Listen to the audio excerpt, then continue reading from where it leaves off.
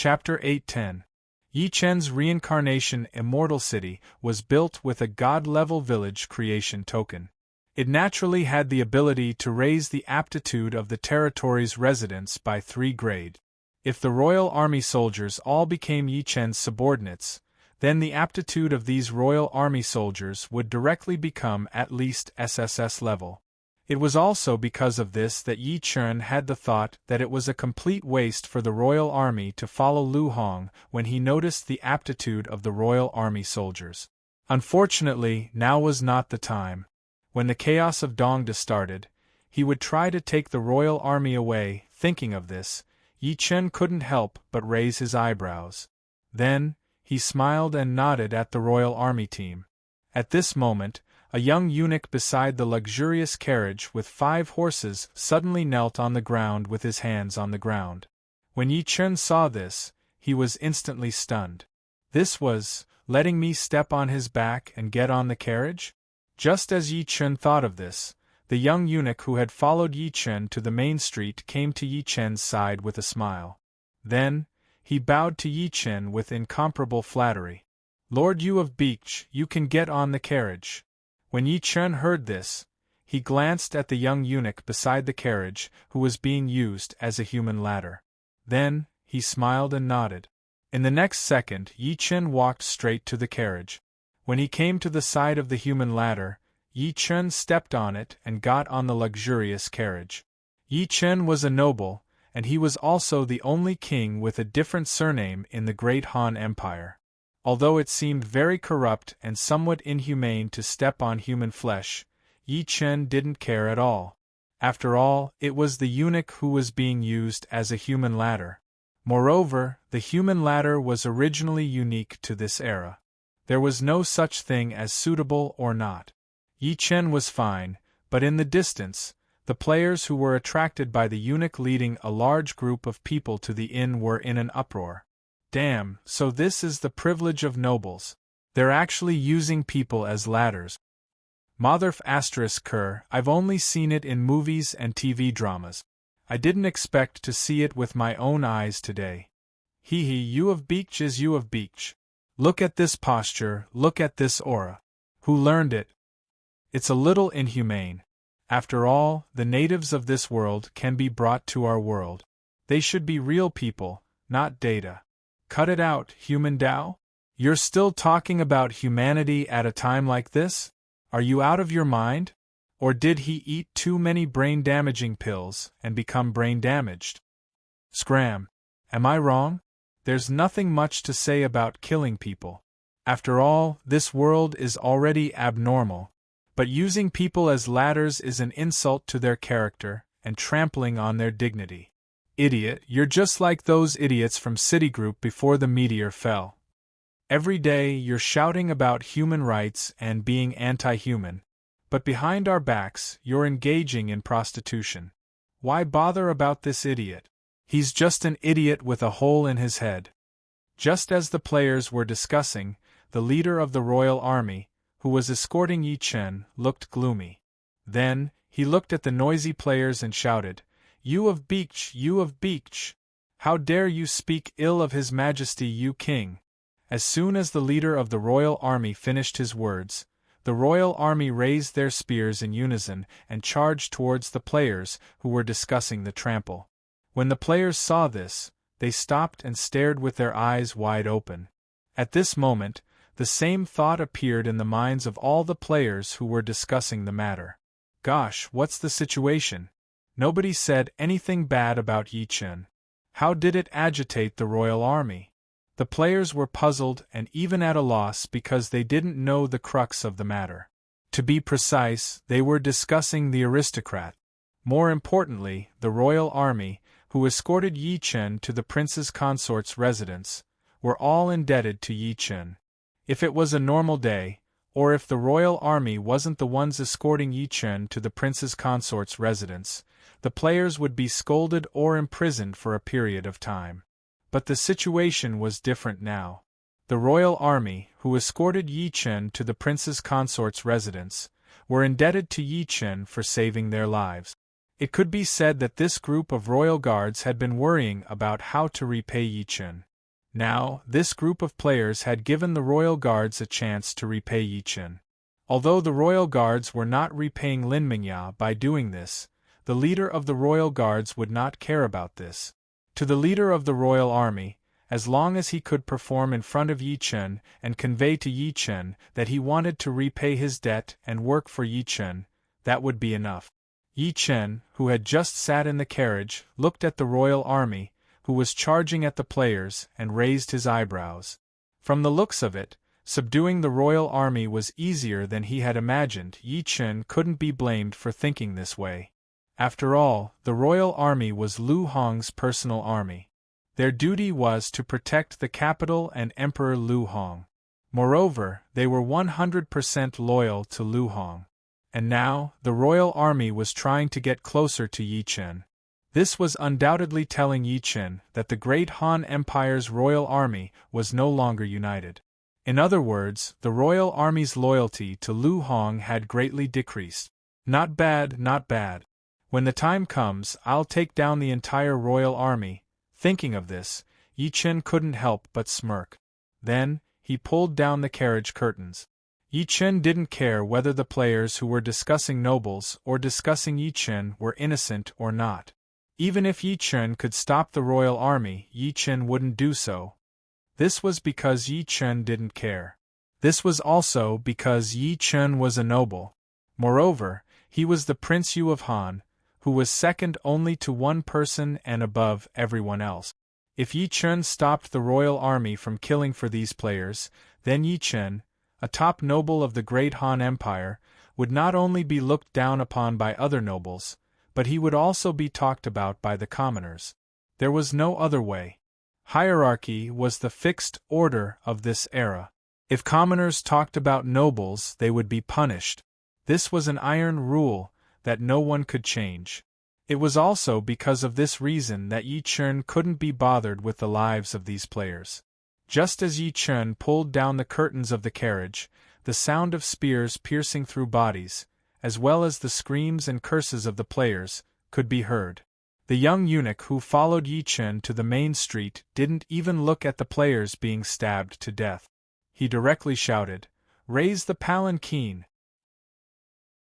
Chapter 8:11.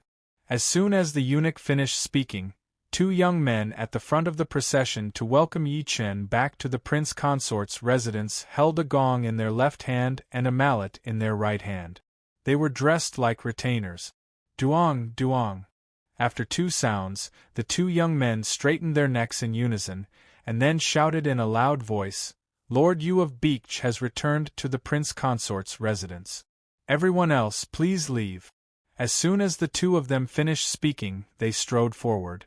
Behind them were a group of eunuchs holding up banners that read "Retreat" and "Silence." Behind them were a group of imperial guards riding on fine horses.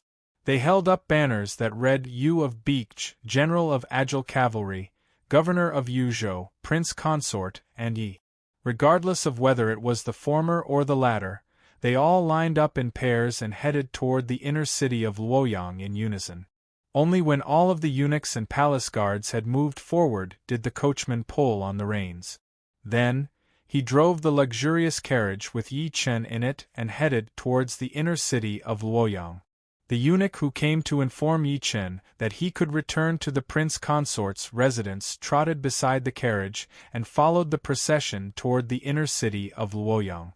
The procession to welcome Yi Chen back to the prince consort's residence was not very long, but it could not hide the luxury and nobility of the procession. When the people on the street saw Yi Chen return to the prince consort's residence, they hurriedly retreated to the two sides of the street. Then, they respectfully bowed to the luxurious carriage that Yi Chen was in. As for the players, they all widened their eyes. Then, they showed expressions of shock and envy. It could not be helped. Most people wanted to be the main character of such a big show-off. Unfortunately, they were not qualified and could only think about it in their hearts. Of course, envy and jealousy were just envy and jealousy. The players were still very rational. This time, no one dared to discuss it. No one dared to continue standing there. They hurriedly followed the crowd and bowed. There was nothing he could do about it. He had already learned his lesson. The players who had been talking about the nobles had all been killed by the ferocious royal guards. They did not want to test the sharpness of the royal guards' blades just because they were unhappy. The procession slowly moved forward. Yi Chen, who was sitting in the luxurious carriage, looked at the various exquisite decorations in the carriage, and then closed his eyes to rest. Although it was Yi Chen's first time traveling in such a way, he didn't feel uncomfortable. Of course, Yi Chen would not be complacent because of this. After all, these were only mortal etiquette. They were not on the same level as the emperor of the fated dynasty in the primeval world. There was nothing to be proud of. Time slowly passed, and Yi Chen's luxurious carriage finally came to a stop when it arrived at a huge mansion that occupied an area of 1 kilometer. At this moment, the young eunuch who had followed the luxurious carriage all the way here waved his right hand. The young eunuch who had been used as a stepping stone hurriedly came to the side of the carriage and knelt on the ground. After bending over, he directly placed his hands on the ground. When the young eunuch saw this, he gently lifted the curtain of the luxurious carriage and bowed obsequiously. "Lord Yu of Beech, we have arrived at the prince consort's residence." After the young eunuch finished speaking, he made a gesture of supporting the young eunuch. When Yi Chen saw this, he could not help but smile. Then, with the young eunuch's support, he stepped on the young eunuch's back and got off the carriage. Yi Chen glanced at the prince consort's residence, which had been completely renovated by Lu Hong from He Jin and supervised by Zhang Li overnight. He chuckled and nodded and then said, "Good, good. Not bad, not bad. Secretary Zhang is too considerate. Lord Yu of Beech, your matters are Zhang Changshi's matters, and also our matters. How could Zhang Changshi not care?" When the young eunuch heard this, he immediately smiled obsequiously and then bowed. When Yi Chen heard this, his eyebrows involuntarily raised. He waved his right hand, and a purple gold brick made of purple gold instantly appeared. Then, Yi Chen threw it to the young eunuch. When the young eunuch who still wanted to support Yi Chen saw this, he was slightly stunned and then hastily reached out to catch it. In the next second, the young eunuch's face was filled with excitement as he bowed to Yi Chen and said, "Thank you, Lord Yu of Beech, for your reward." When Yi Chen heard this, he chuckled and nodded and then said, "If you work for me, then I will reward you. You deserve to be rewarded for working for me. To be able to work for Lord Yu of Beech is this servant's good fortune. In the future, if Lord Yu of Beech has any errands, just give the order. Even if this servant has to climb a mountain of blades or dive into a sea of fire, this servant will do everything for Lord Yu of Beech beautifully." When the young eunuch heard this, he immediately beamed with joy. When Yi Chen heard this, he nodded in satisfaction and then headed straight for the prince consort's residence. Unexpectedly, the moment Yi Chen reached the entrance, a female voice filled with complex emotions suddenly sounded out.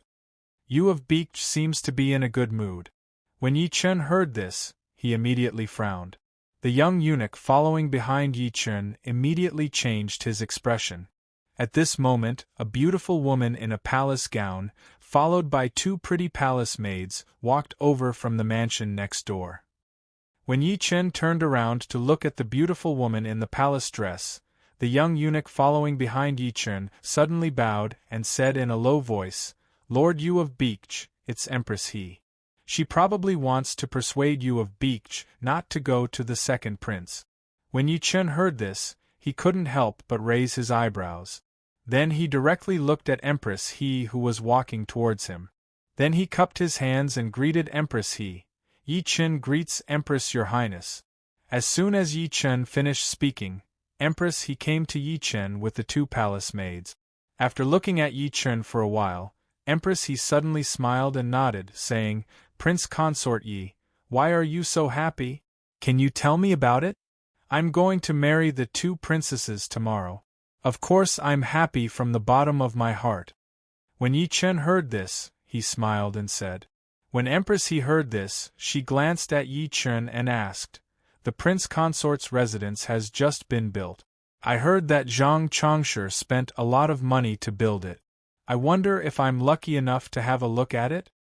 How dare I disobey your highness's order? Please come in." When Yi Chen heard this, he glanced at Empress He and said with a smile. After that, he extended his right hand toward the door of the prince consort's residence and made a gesture of inviting her in. When Empress He saw this, she immediately raised her right arm and covered her mouth with her sleeve. Then she chuckled softly and said, "In that case, I'm sorry to disturb you." Chapter 8:12. When Yi Chen heard this, he smiled lightly and said, "Please, your highness." Empress He nodded and walked towards the prince consort's residence with the two palace maids. At this moment, Yi Chen took a glance at Empress He's back, then followed her to the prince consort's residence. The eunuch who welcomed Yi Chen back to the prince consort's residence hesitated for a moment. Then, he caught up to Yi Chen and whispered to him in a voice that only Yi Chen could hear. "You Lord Beech, the great Han dynasty cannot have only one prince. At least not now. Please reconsider.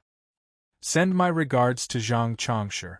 I want to have a drink with Zhang Chongshi at the wedding banquet tomorrow." Yi Chen glanced at the eunuch and said. What the eunuch said just now was naturally to tell Yi Chen not to agree to Empress He's request of not looking for second Prince Lu Xie. Yi Chen understood what the eunuch was trying to say. Moreover, Yi Chen knew that what the eunuch said was the decision made by Zhang Li and the other eunuchs. The reason was simple. After the second prince of the Great Han Empire, Lu Xie, sneaked into the real world, there was only one prince left in the Great Han Empire, and that was Lu Bian. If they didn't find Lu Xie, then the successor to the throne of the Great Han Empire could only be Lu Bian. In that case, as Lu Bian's uncle, He Jin's authority would grow.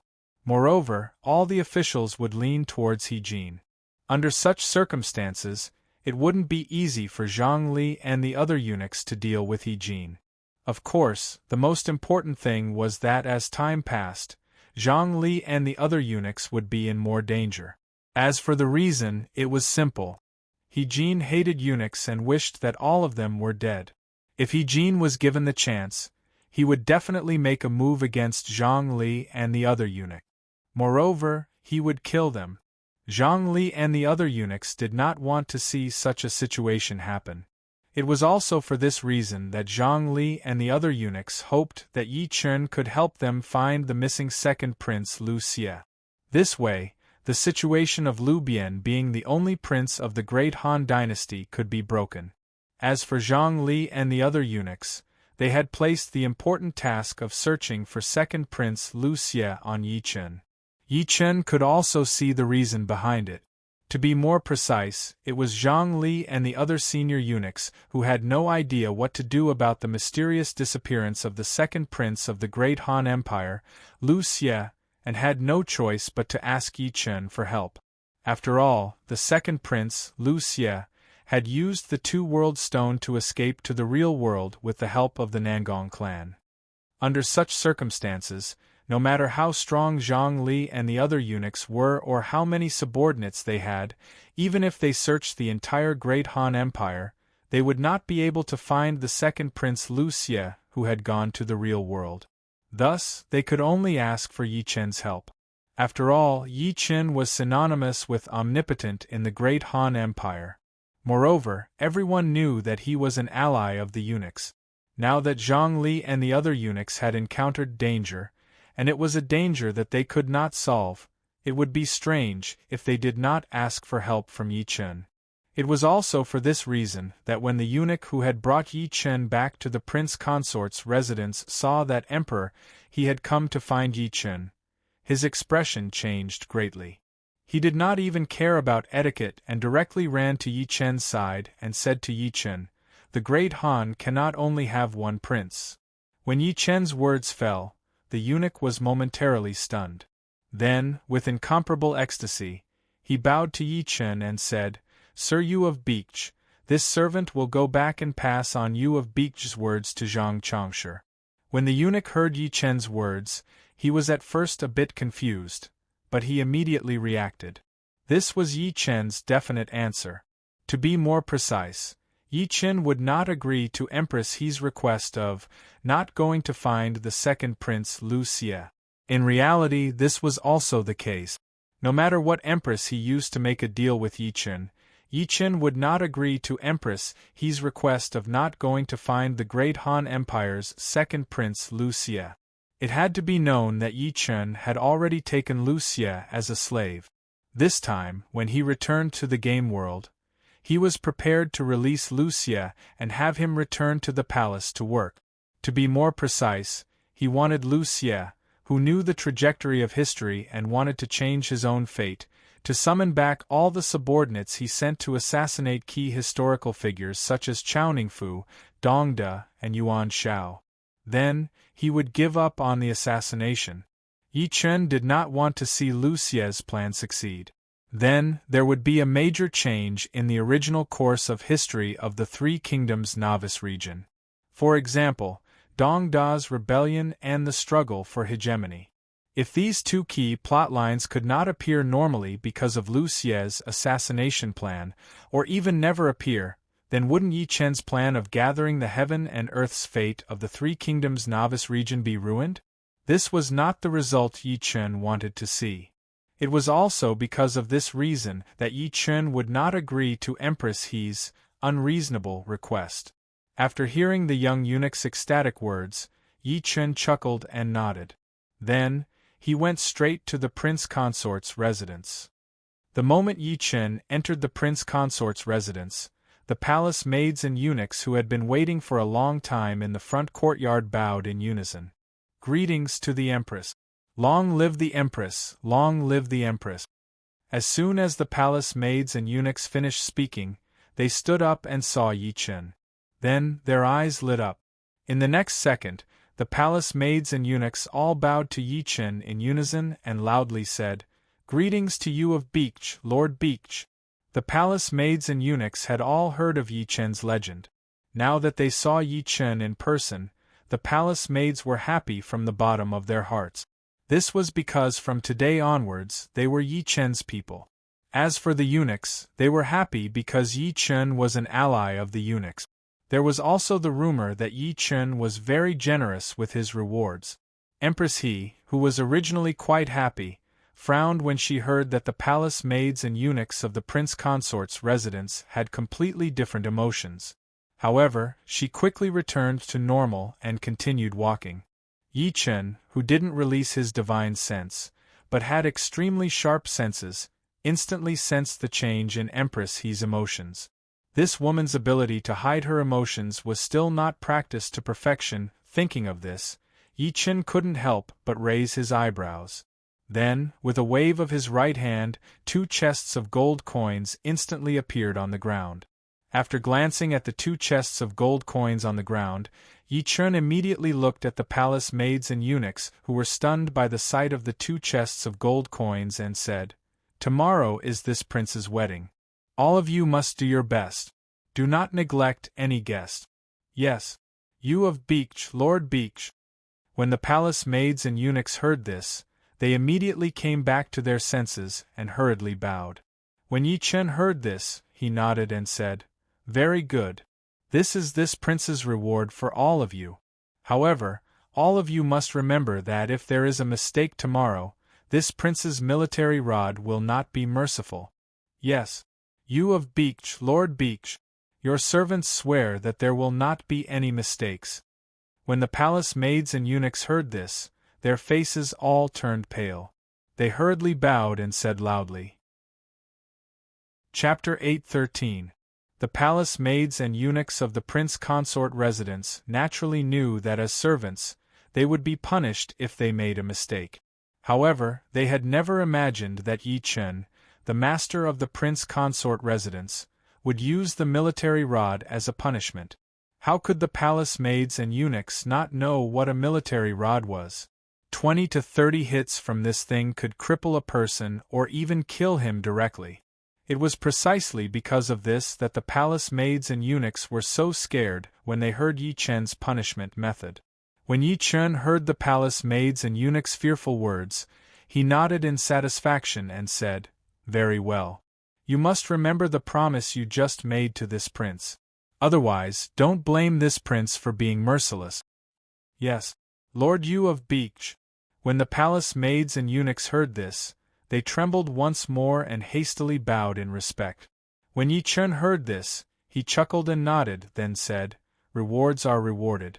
If you make a mistake, you are punished. These 2 chests of gold coins are your reward in advance. Divide them among yourselves." When Yi Chen finished speaking, the palace maids and eunuchs all widened their eyes and hastily bowed. "Thank you, Lord Yu of Beech, for your reward." When the palace maids and eunuchs of the prince consort residence saw Yi Chen take out 2 chests of gold coins, they guessed that Yi Chen was going to reward them, but they didn't dare to be sure. After all, these were 2 chests of gold coins, not 2 chests of silver coins, and certainly not 2 chests of copper coins. If these 2 chests of gold coins were distributed to them, each of them would receive several dozen gold coins as a reward. Even if they worked hard in the imperial palace and didn't eat, drink, or spend money, they would still need 50 years to save up such a large reward. It was precisely because of this that the palace maids and eunuchs of the prince consort residence were all shocked when they heard Yi Chen's words of reward. Of course, after their shock, they were overjoyed. After all, Yi Chen's reward was simply too great. They couldn't help but be excited. When Yi Chen heard the excitement in the words of the palace maids and eunuchs, he couldn't help but raise his eyebrows. Then he looked at Empress He, who suddenly stopped and asked, "Nyang Nyang, why did you stop?" As soon as Yi Chen arrived at the prince consort's manor, he specially rewarded the palace maids and eunuchs in the prince consort's manor. He even gave them such a big hand. In fact, it was intentional. To be more precise, Yi Chen did this to tell Empress He that Yi Chen placed a lot of importance on marrying the 2 princesses of the great Han Empire tomorrow. Going deeper, Yi Chen placed great importance on becoming the emperor's son-in-law. At first glance, it seemed like Yi Chen's action was completely unnecessary. There was no need for that at all. But in fact, it was the complete opposite. Because what Yi Chen told Empress He was happy to become the emperor's son-in-law. Once Yi Chen became the emperor's son-in-law, he would become a family with Lu Hong. With such an identity, Lu Xie, the second prince of the great Han Empire, would become Yi Chen's brother-in-law. Now, Lu Xie was mysteriously missing. As his brother-in-law, how could Yi Chen stand by and do nothing? This was Yi Chen's purpose of beating around the bush. To be more precise, Yi Chen wanted Empress He to understand his intention. And the reason why Yi Chen did this was that he didn't want to have any conflict with Empress He because of the second prince, Lu Xie. After all, Empress He was the mother of the country. If Yi Chen had any conflict with Empress He, this woman would definitely go to Lu Hong and whisper pillow talk. If Empress He really went to Lu Hong to take revenge on Yi Chen and whispered pillow talk, then Yi Chen's plan to seize all the qi of heaven and earth in the newbies area of the 3 kingdoms would probably be affected. Yi Chen didn't want to see this result. It was also because of this that Yi Chen deliberately rewarded the maids and eunuchs of the prince's residence.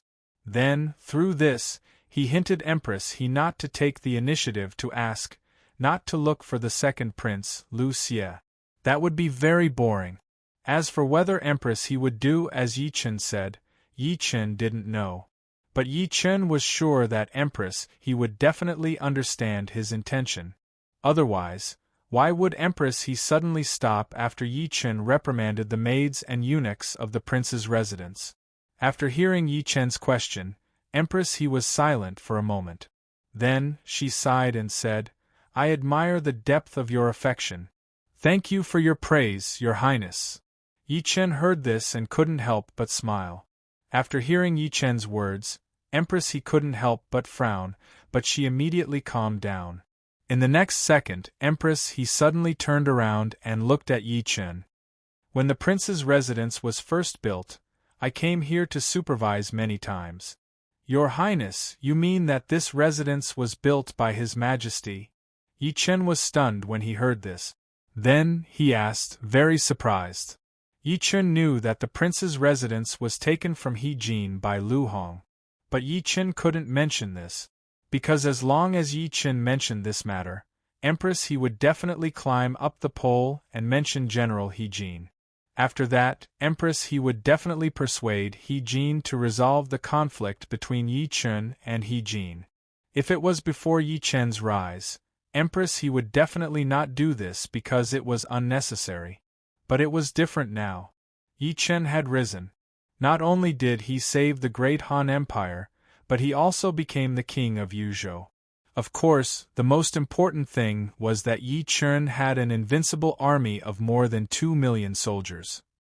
Lu Hong didn't know this, or rather, he was still kept in the dark. But Empress he was different. She knew the truth. As for the reason, it was very simple. General He Jin saw Yi Chen's army with his own eyes after the demon army that besieged Luoyang was wiped out by Yi Chen.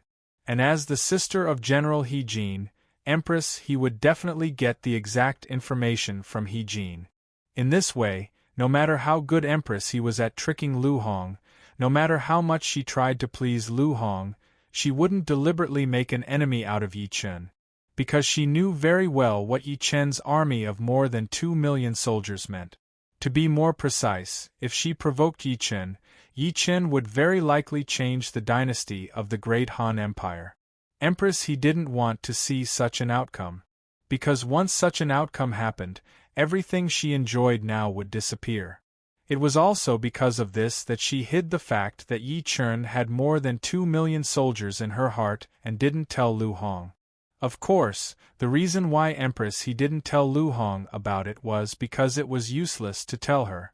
After all, when He Jin found out that Yi Chen had more than 2 million soldiers and was extremely powerful, he told Lu Hong about it.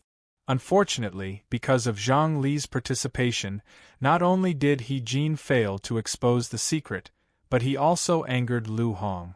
It could be said that Empress he was very afraid of Yi Chen. It was also because of this that she had the idea of reconciling with He Jin on behalf of Yi Chen. Otherwise, why would Empress he not only look for Yi Chen on the day before Yi Chen's wedding, but also point out that she had come to supervise the wedding many times? Chapter 8:14. Hearing Yi Chen's words, Empress he frowned again. She had not expected that the few times she purposely brought up the topic, Yi Chen would block it with a single sentence. This prevented her from saying what she wanted to say. After a moment of silence, Empress he suddenly smiled. Then, she turned and walked to the back of the house. Seeing this, Yi Chen frowned. What was this woman thinking? The back of the house was where the women lived. Normally, men couldn't go there, but women didn't have any restrictions. But the problem was that Yi Chen didn't have any women in the back of the house. Empress he knew this, but she still went to the back of the house. It would be strange if she didn't have any other thoughts. Seduction? She couldn't be thinking of this. Yi Chen looked at the graceful Empress he and frowned again. Damn, that might be the case. It was no wonder that Yi Chen thought this way.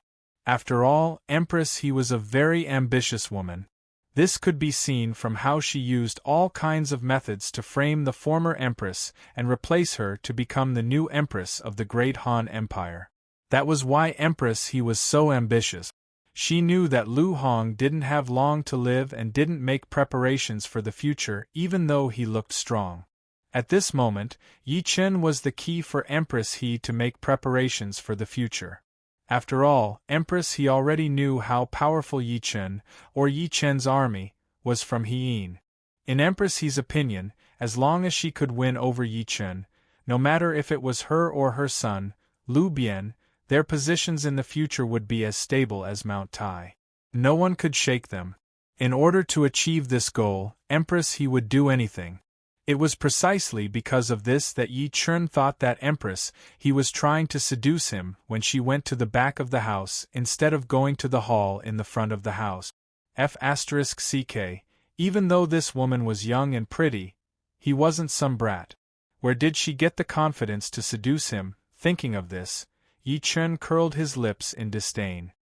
He then looked at the palace maids assigned to the prince consort's residence and said, Her Highness wishes to tour the inner residence.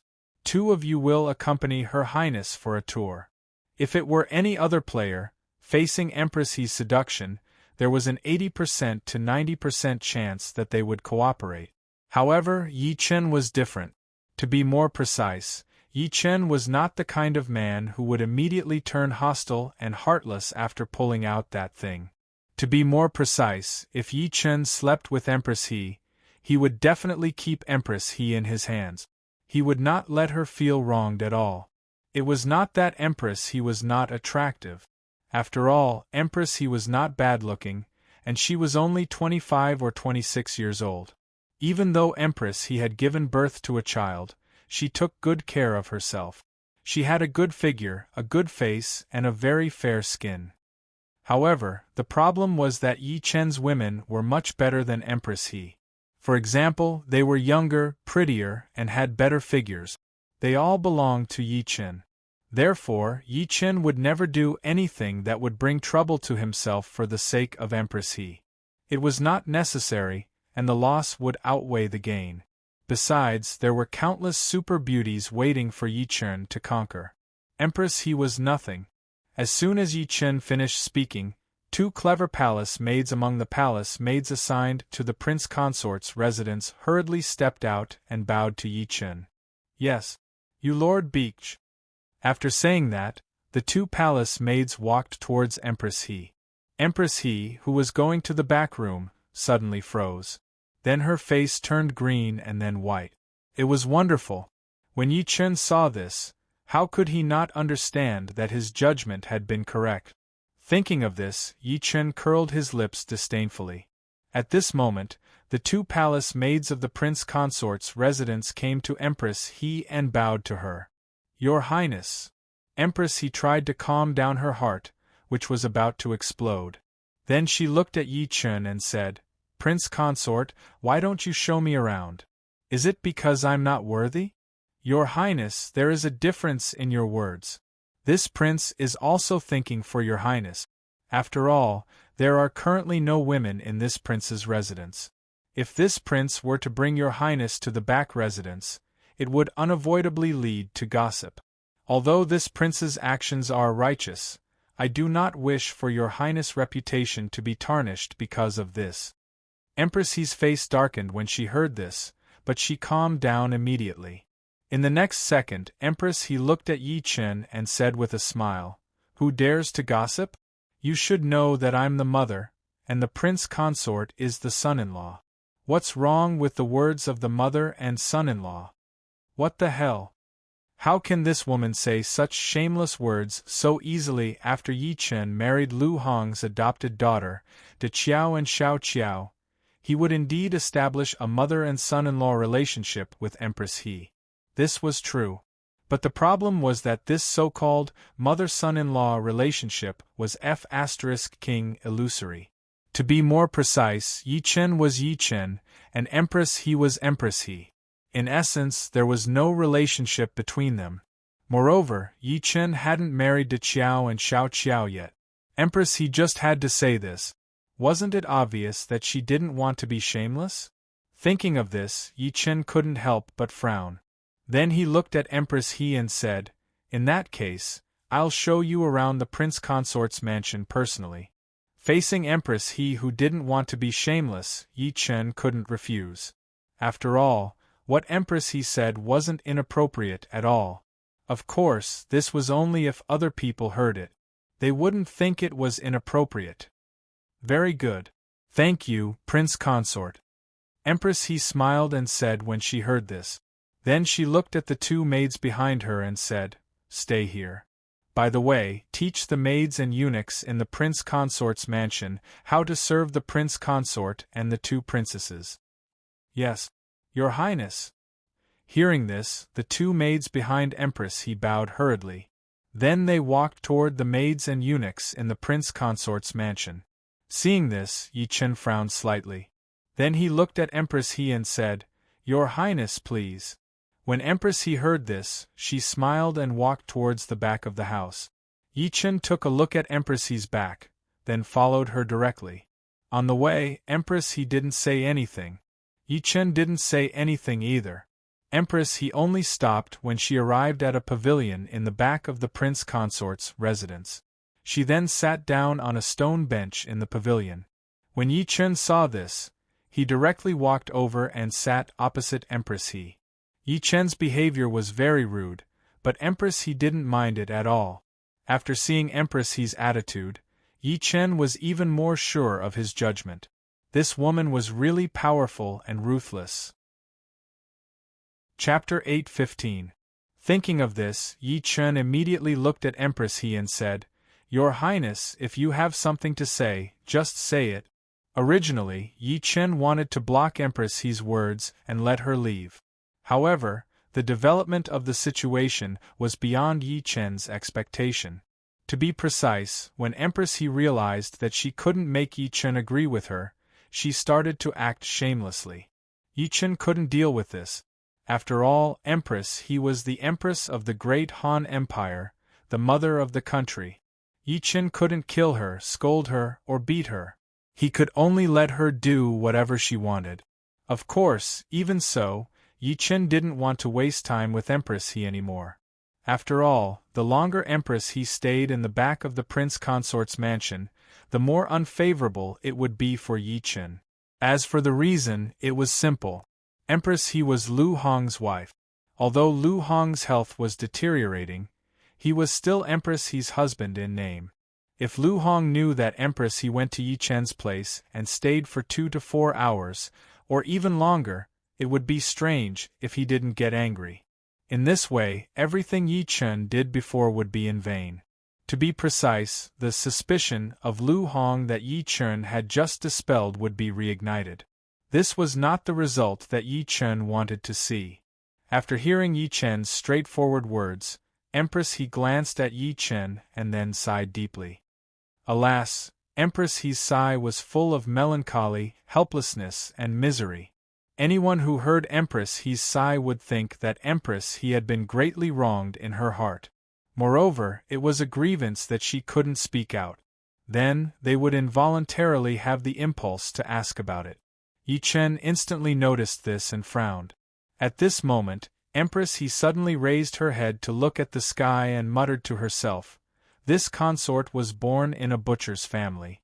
Ever since this consort was sensible, this consort had fantasized that this consort's future husband would be a great man of indomitable spirit, but, at this point, Empress He smiled bitterly and continued, "That's right. Things didn't go according to one's wishes. When I was 13, I encountered a bully who wanted to forcefully take me as his concubine.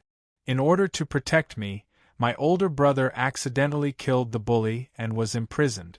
Empress He waved her right hand, and a pot of wine and 2 wine cups appeared on the stone table in the pavilion.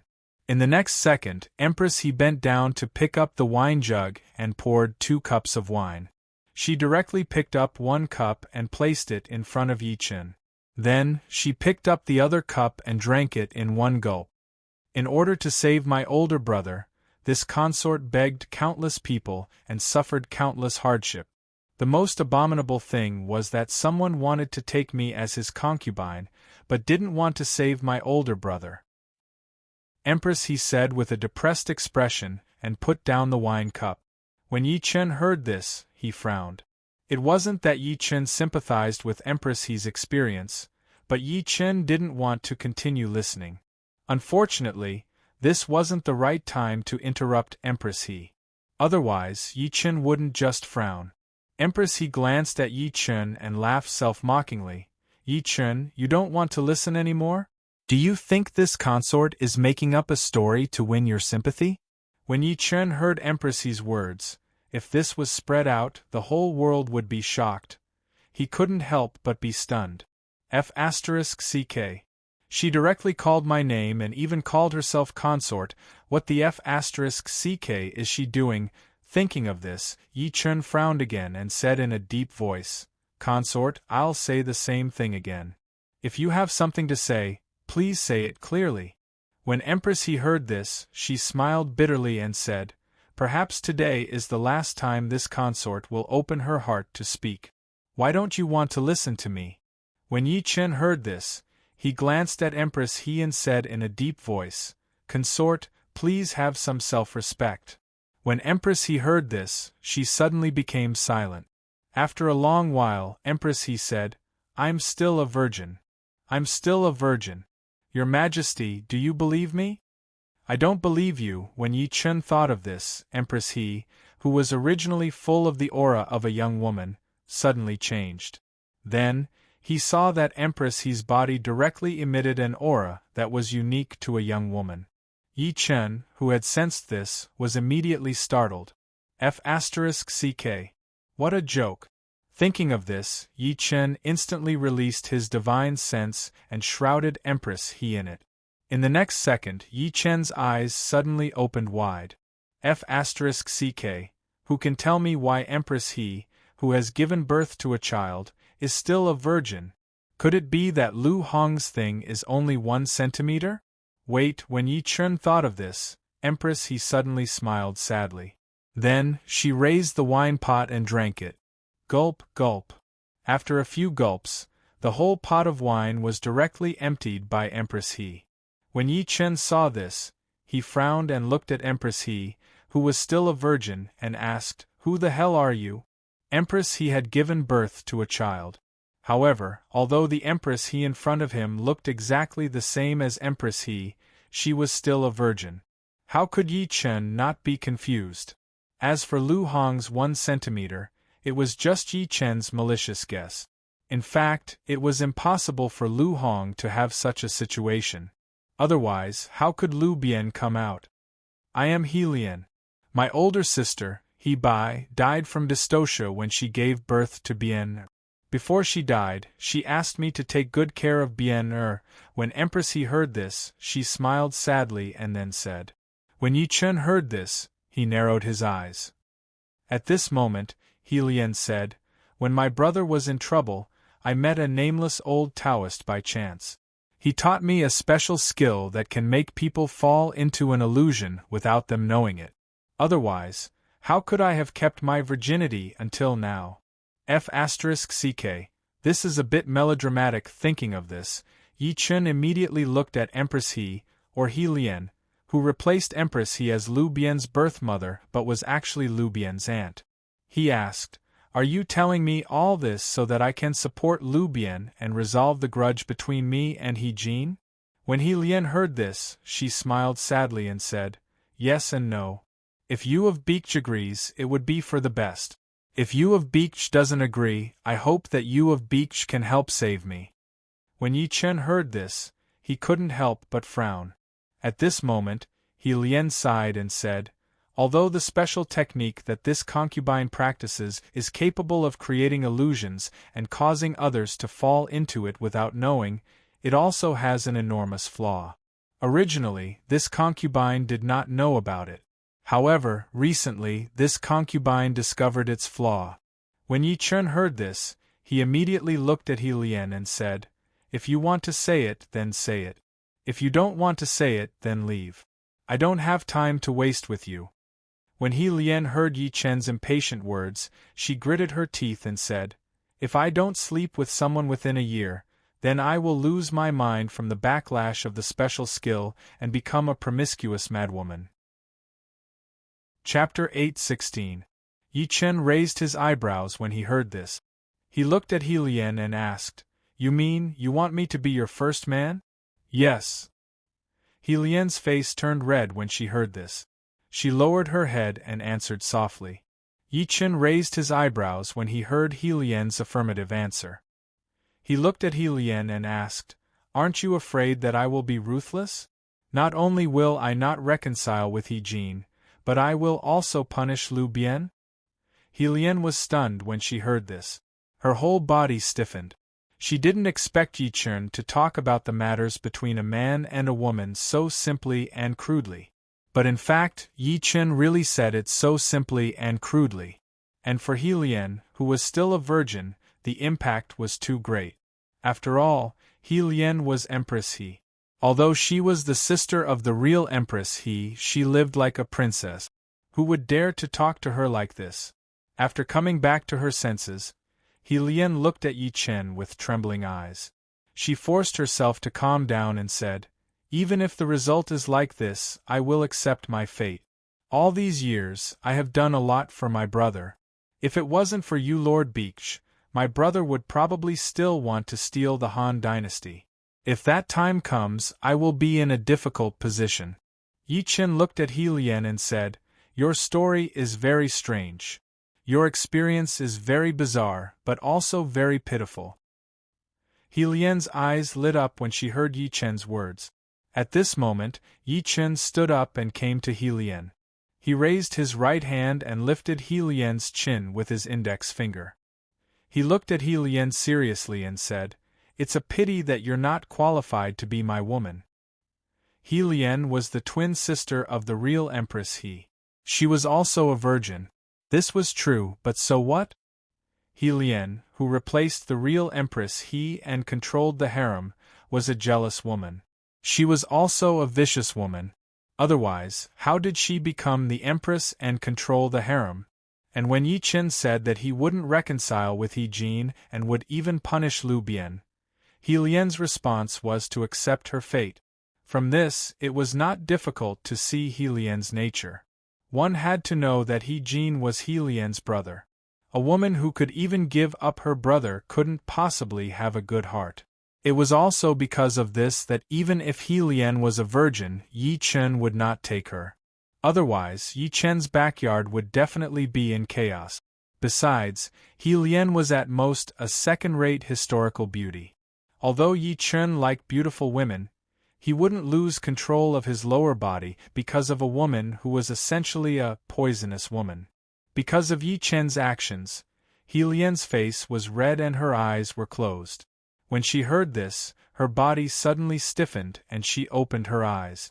In the next second, He Lian looked at Yi Chen with a mournful expression and asked, "Why?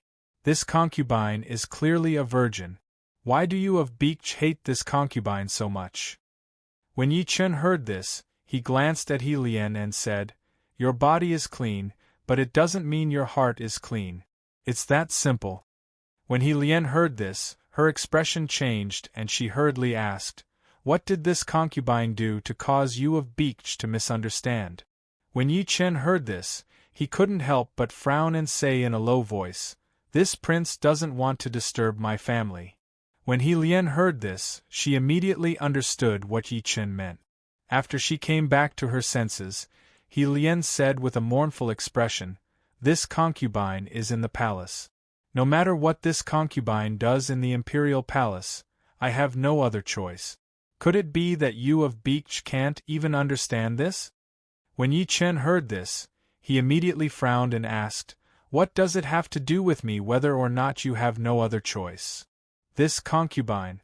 When He Lian heard Yi Chen's cold words, she immediately panicked and hurriedly spoke. However, before she could finish, she was interrupted by Yi Chen. "It's getting late. You should return to the palace." When He Lian heard this, her expression changed and she asked coldly, "Aren't you of Beech afraid that this concubine will speak ill of you in front of His Majesty?" He Lian had already learned from He Jin how terrifying Yi Chen's army was. However, due to Zhang Li's persuasion, she couldn't make Lu Hong suspect Yi Chen. Or rather, she couldn't make Lu Hong act against Yi Chen. In order to prevent things from developing in an uncontrollable direction, such as Yi Chen directly raising the flag of rebellion and overthrowing the great Han Empire, He Lian chose to hide Yi Chen's secret. And now, in order to win over Yi Chen, He Lian had specially paid him a visit, told him her secret, and even offered herself to him.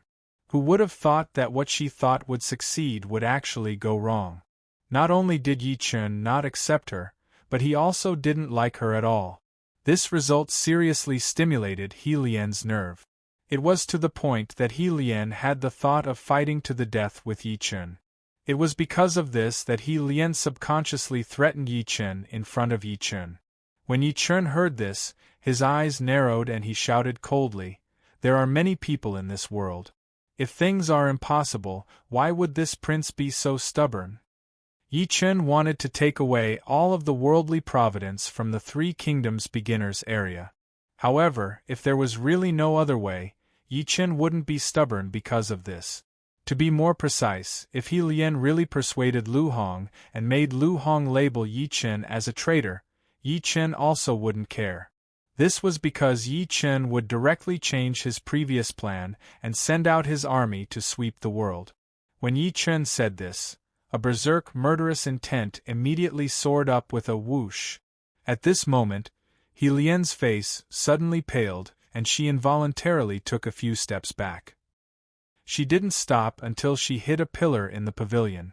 At this moment, Yi Chen coldly glanced at the extremely pale He Lian and then said, "This prince is very clear. If you want to say it, go ahead. However, no matter what the result is, you will suffer this prince's anger because of this." As soon as Yi Chen finished speaking, the pond below the pavilion suddenly exploded with a bang. Then, the pond full of water and fish of all sizes in the pond directly soared into the sky. In the blink of an eye, the pond water turned into ice and the fish became ice sculptures. When He Lian saw this scene, her eyes suddenly shrank and she shouted in shock, "How? How is this possible?"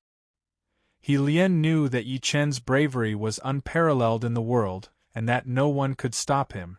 However, she never thought that Yi Chen's ability was completely beyond her imagination. In the middle of summer, with just a thought, he could turn the pond water into ice and the fish into ice sculptures. This was not something a mortal could do. It was also because she noticed this that He Lian was shocked. Nothing is impossible. He Lian, don't take this prince's warning as a joke. Others might not be able to do anything to you, but this prince has 10,000 ways to make you beg for death. Yi Chen shouted after hearing He Lian's exclamation and smiled coldly. Chapter 8:17. Yi Chen didn't want to see his plan of collecting all the providence from the beginner's area of the Three Kingdoms change because of He Lian. However, Yi Chen didn't want to be threatened by He Lian even more. It could be said that He Lian's hysterical struggle at the end had already angered Yi Chen. If He Lian hadn't played the role of being forced by Dongda in the plot of Dongda's rebellion, Yi Chen would definitely have killed He Lian on the spot. A little girl actually dared to threaten Yi Chen. She really didn't know how to spell the word death. Of course, Yi Chen definitely wouldn't kill her now. After all, He Lian was only threatening him verbally and hadn't taken action yet. If Yi Chen really killed He Lian on the spot, then there might really be a change in Dongda's chaos. After all, the beginning of Dongda's complete madness was when he forced himself on Empress He and Lu Bian's little empress. Without Empress He, who was the most attractive to Dongda, it was hard to say whether Dongda would be tempted by her. And if Dongda really wasn't tempted by her, then what he did later, such as dethroning the emperor and killing the emperor, might also change. In this way, even Yi Chen wouldn't be able to determine whether Dongda's rebellion would still happen. This kind of result wasn't what Yi Chen wanted to see. After all, Yi Chen was waiting for Dongda's rebellion and the power struggle between the vassals. As for whether He Lian would do something to disrupt Yi Chen's plan before Dongda's rebellion started, Yi Chen wasn't sure. However, Yi Chen knew that if he showed his transcendent power appropriately, he would be able to intimidate He Lian. If He Lian really dared to go all out, Yi Chen wouldn't care. At worst, he could just send out his troops and sweep the world. Of course, judging from the current situation, He Lian was really scared. So, the result was that He Lian would continue to hide everything she knew and continue to be Empress He. She would not anger Yi Chen.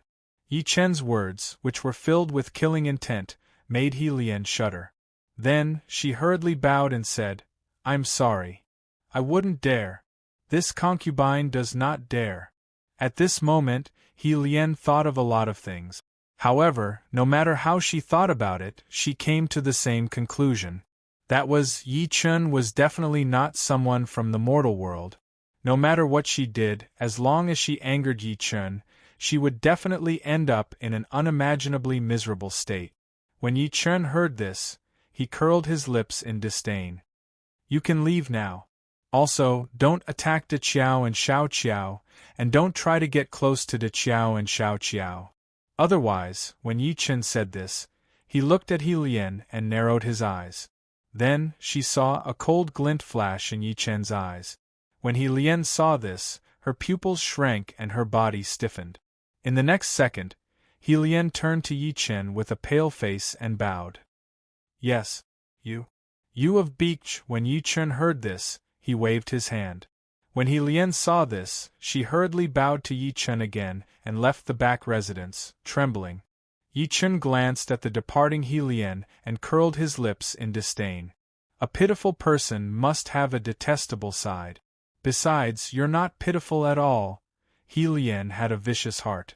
She even gave up on her own brother. Even if her future would be miserable, she wouldn't attract the slightest bit of sympathy from Yi Chen. Lu Xie had already left this world for a few days. He had to hurry up and get him to come out. He had to gather all the subordinates he sent out. When he thought of this, Yi Chen willed the ancient contract book to appear in front of Yi Chen. Glancing at the ancient contract book floating in front of him, Yi Chen raised his right hand and pointed at the air. In that instant, a huge 8 trigrams formation appeared in the pavilion. The moment the 8 trigrams formation appeared, a mysterious aura rose from the ground. Then, the ancient contract book suddenly lit up. In the next second, a golden light flew out from the ancient contract book and landed on the ground. When the golden light dissipated, the second prince of the Great Han Empire, Lu Xie, appeared in the pavilion. Yi Chen glanced at Lu Xie, who came out of the ancient contract book, and said, "When you return to the palace, you were kidnapped. When you return to the palace, say that you were kidnapped by bandit. Fortunately, this prince found you and saved you. As for the location, say that it's the huge mountain stronghold west of Luoyang City." "Yes, master." After hearing Yi Chen's words, Lu Xie, who was feeling a little dizzy after coming out from the contracted space of the ancient book of contracts, immediately bowed and greeted Yi Chen with a loud voice. Lu Xie had already been subdued by Yi Chen using the ancient contract book. To be more precise, he was a slave. No matter what Yi Chen ordered Lu Xie to do, Lu Xie couldn't resist. He couldn't even think of harming Yi Chen. Otherwise, Lu Xie would be killed by the power of the contract. Lu Xie was very clear on this point. Although he was unwilling, there was nothing he could do. He could only accept his fate. When Yi Chen heard this, he nodded in satisfaction and said, "When you return, immediately send out the people you sent. After you go back, immediately call back all the people you sent out and withdraw the assassination order. After that, you can continue to be the second prince. Don't try to change the course of history. Otherwise, I won't let you off easily." "Yes, master." When Lu Xie heard this, his body trembled and he hurriedly bowed. When Yi Chen heard this, he nodded in satisfaction and said, "All right. You can return to the imperial palace." "Yes, master." When Lu Xie heard this, he bowed again. After he finished speaking, he turned around and left the pavilion, heading towards the front of the house. At this moment, 7 slender and beautiful palace maids walked over in a line. When they saw the second prince, Lu Xie, walking towards the front residence, they were all stunned and then hurriedly bowed to him. This servant pays respects to His Highness, the second prince. When Lu Xie heard this, he glanced at the 7 palace maids and expressionlessly nodded before continuing on his way. When the palace maids saw Lu Xie's response, they were stunned once more. When they came to their senses, they looked at each other and lined up to head for Yi Chen's pavilion. To them, their current master was Yi Chen, not the Emperor of the Great Han, much less the Prince of the Great Han. Thus, they didn't care how Lu Xie appeared here or why he was like a different person. The only thing they needed to do now was to please their new master, Yi Chen. When the palace maids arrived at the pavilion one by one, The palace maid at the front stepped forward and respectfully bowed to Yi Chen, saying, "Brother Yi Chen, I'm sorry. Lord Yu of Beech, dinner is ready." When Yi Chen heard this, he smiled and said, "This is the dinner. Just bring the dishes here." "Yes, Lord Yu of Beech." When the palace maid heard this, she hurriedly bowed and turned to the 6 palace maids behind her. "Go and prepare. Lord Yu of Beech wants to eat." When the 2 palace maids at the very back heard this, they hastily bowed and hurriedly left. At this moment, a palace maid hurriedly trotted over and bowed to Yi Chen. "Lord Yu of Beech, there's an extremely ugly man outside. He says he wants to see you of Beech and can't be driven away." Chapter 8:18. Yi Chen couldn't help but be taken aback by the palace maid's words. "An extremely ugly man wants to pay a visit to me? Could it be Pang Tong?" Pang Tong was a top-class historical official, but unfortunately, because of his appearance, he had never been put in an important position. After several transfers, Pang Tong had finally followed the benevolent and righteous big-eared thief Imperial Uncle Liu. Unfortunately, just like before, he had never been put in an important position. Of course, this process only lasted for a short period of time. After that, Pang Tong began to shine under Imperial Uncle Liu. Alas, Pang Tong's fate was not good. He had just begun to display the elegance of a top-class historical official when he died at the fallen Phoenix Slope. Of course, this was not important. What was important was Pang Tong's status as a top-class historical official. If that ugly man outside the door who wanted to pay a visit to Yi Chen was Pang Tong, then Yi Chen would definitely not let him off so easily. One had to know that the reputation of a young dragon and phoenix who could bring peace to the world was not for nothing. To be more precise, Pang Tong was truly talented. If Yi Chen really did take Pang Tong under his command, then Yi Chen's path to the imperial path of fortune would be even easier. With this thought, Yi Chen raised an eyebrow and turned to the palace maid who had come to deliver the message. "Invite him in. He can just come here." In the past, Yi Chen would definitely have personally come out to welcome him to show that he valued him. But now was not the past. Yi Chen's status had long surpassed that of all the civil and military officials of the Great Han Empire. Even those great clans with several hundred years of history could not compare to Yi Chen. Thus, Yi Chen did not need to put on a show of courtesy. All he needed to do was sit in the pavilion and wait for that extremely ugly man to come over. If it were anyone else, doing this would probably make those historical generals or historical officials who wanted to join them dissatisfied, and they might even turn around and leave in anger.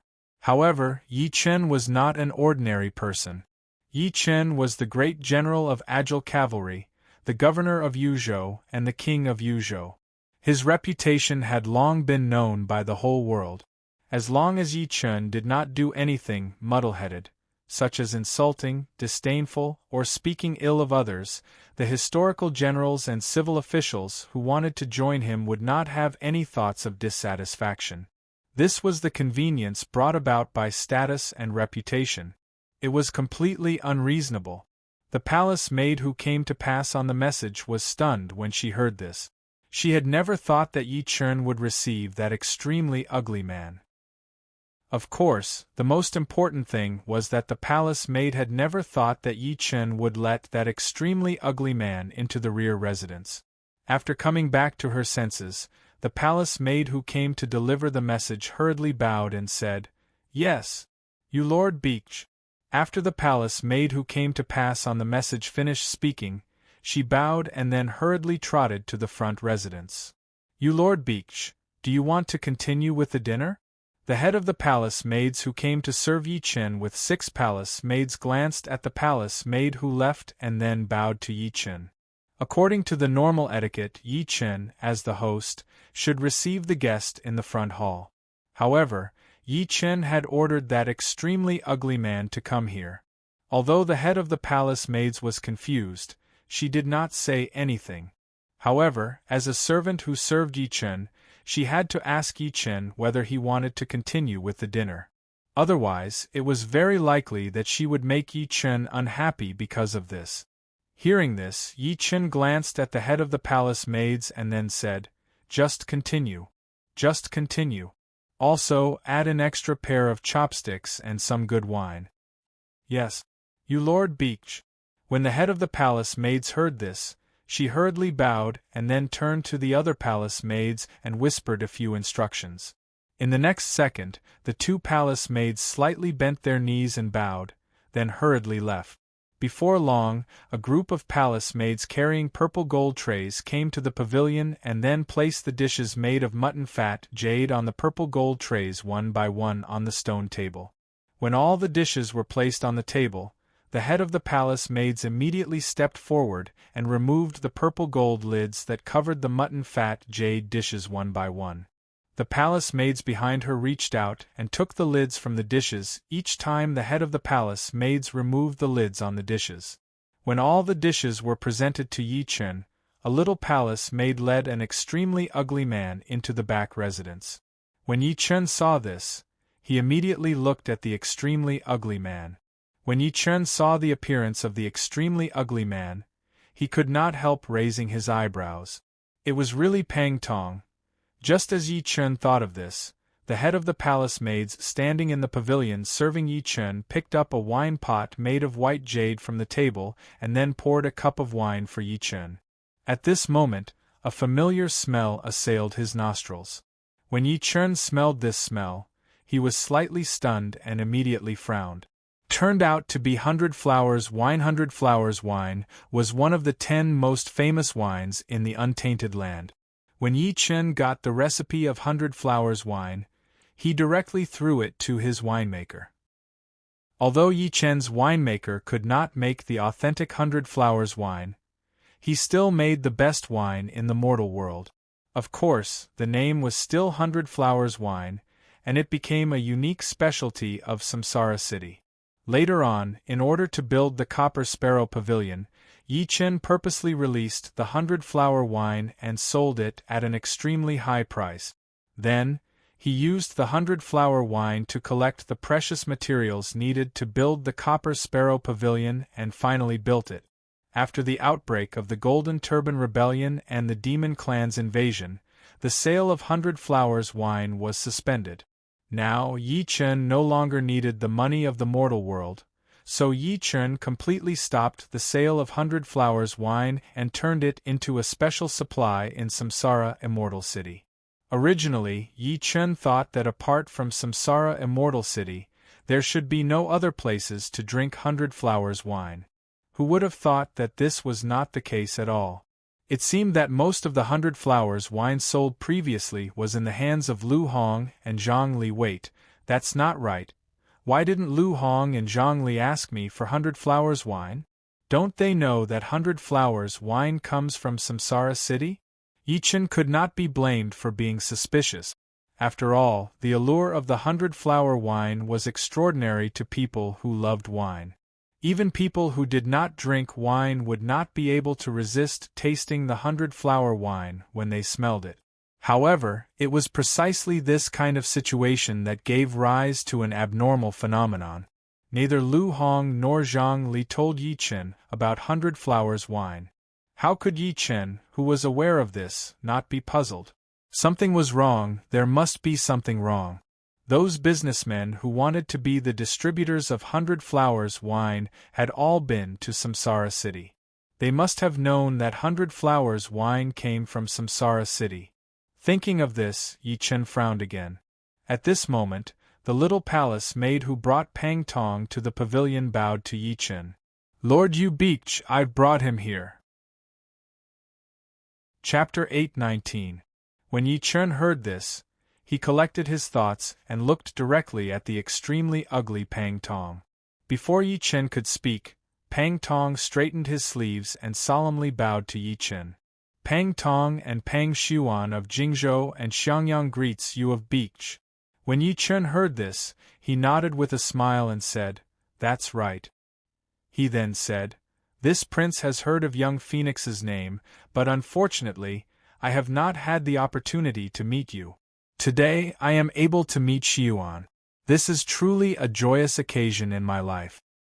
Many thanks to you of Beach for your praise. Tong is ashamed to accept it.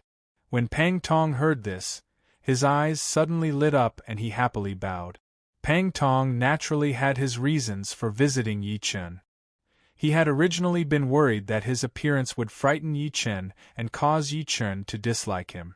Who would have thought that the result would be completely out of his expectations? After seeing his appearance, Yi Chen did not look down on him or have any disgusting thoughts. Instead, he spoke in an extremely amiable manner. More importantly, Yi Chen's tone was filled with importance. How could Pang Tong, who had sensed this, not be happy? When Yi Chen heard Pang Tong's happy words, he laughed and said, "Xiuan, don't be modest. It is rare for us to meet today. Why don't we sit down and drink to our heart's content with this prince?" Deference is no substitute for obedience.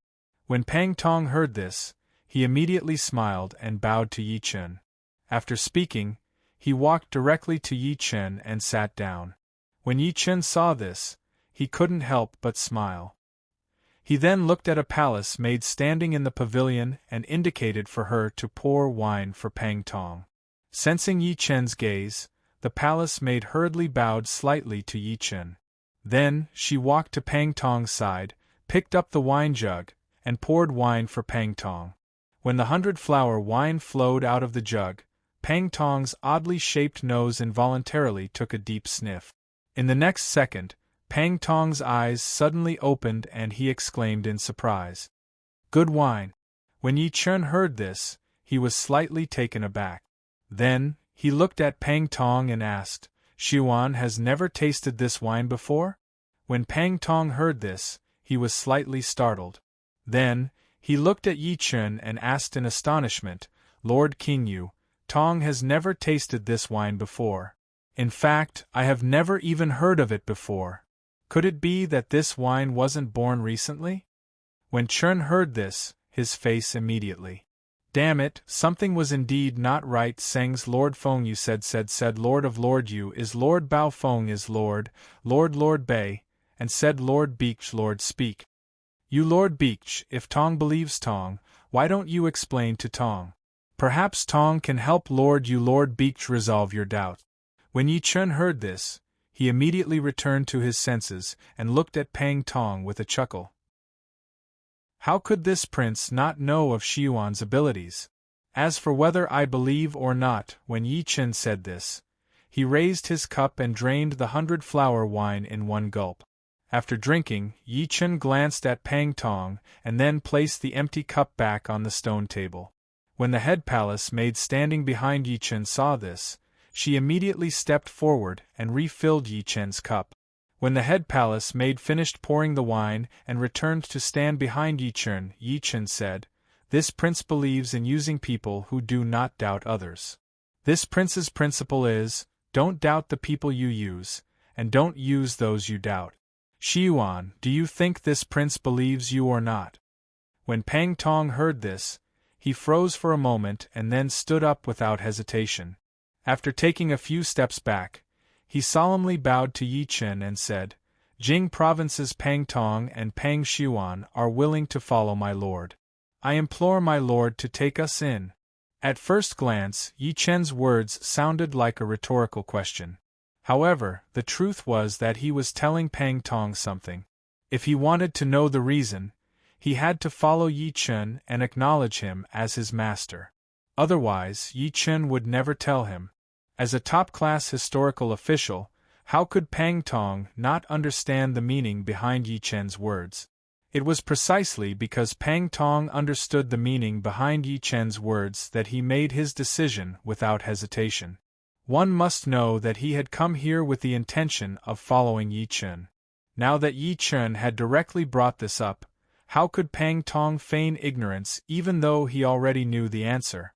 The moment Pang Tong finished speaking, the system's notification sounded. Ding! The top-class historical official, Pang Tong and Pang Xiuan, wishes to acknowledge you as their master. Will you accept?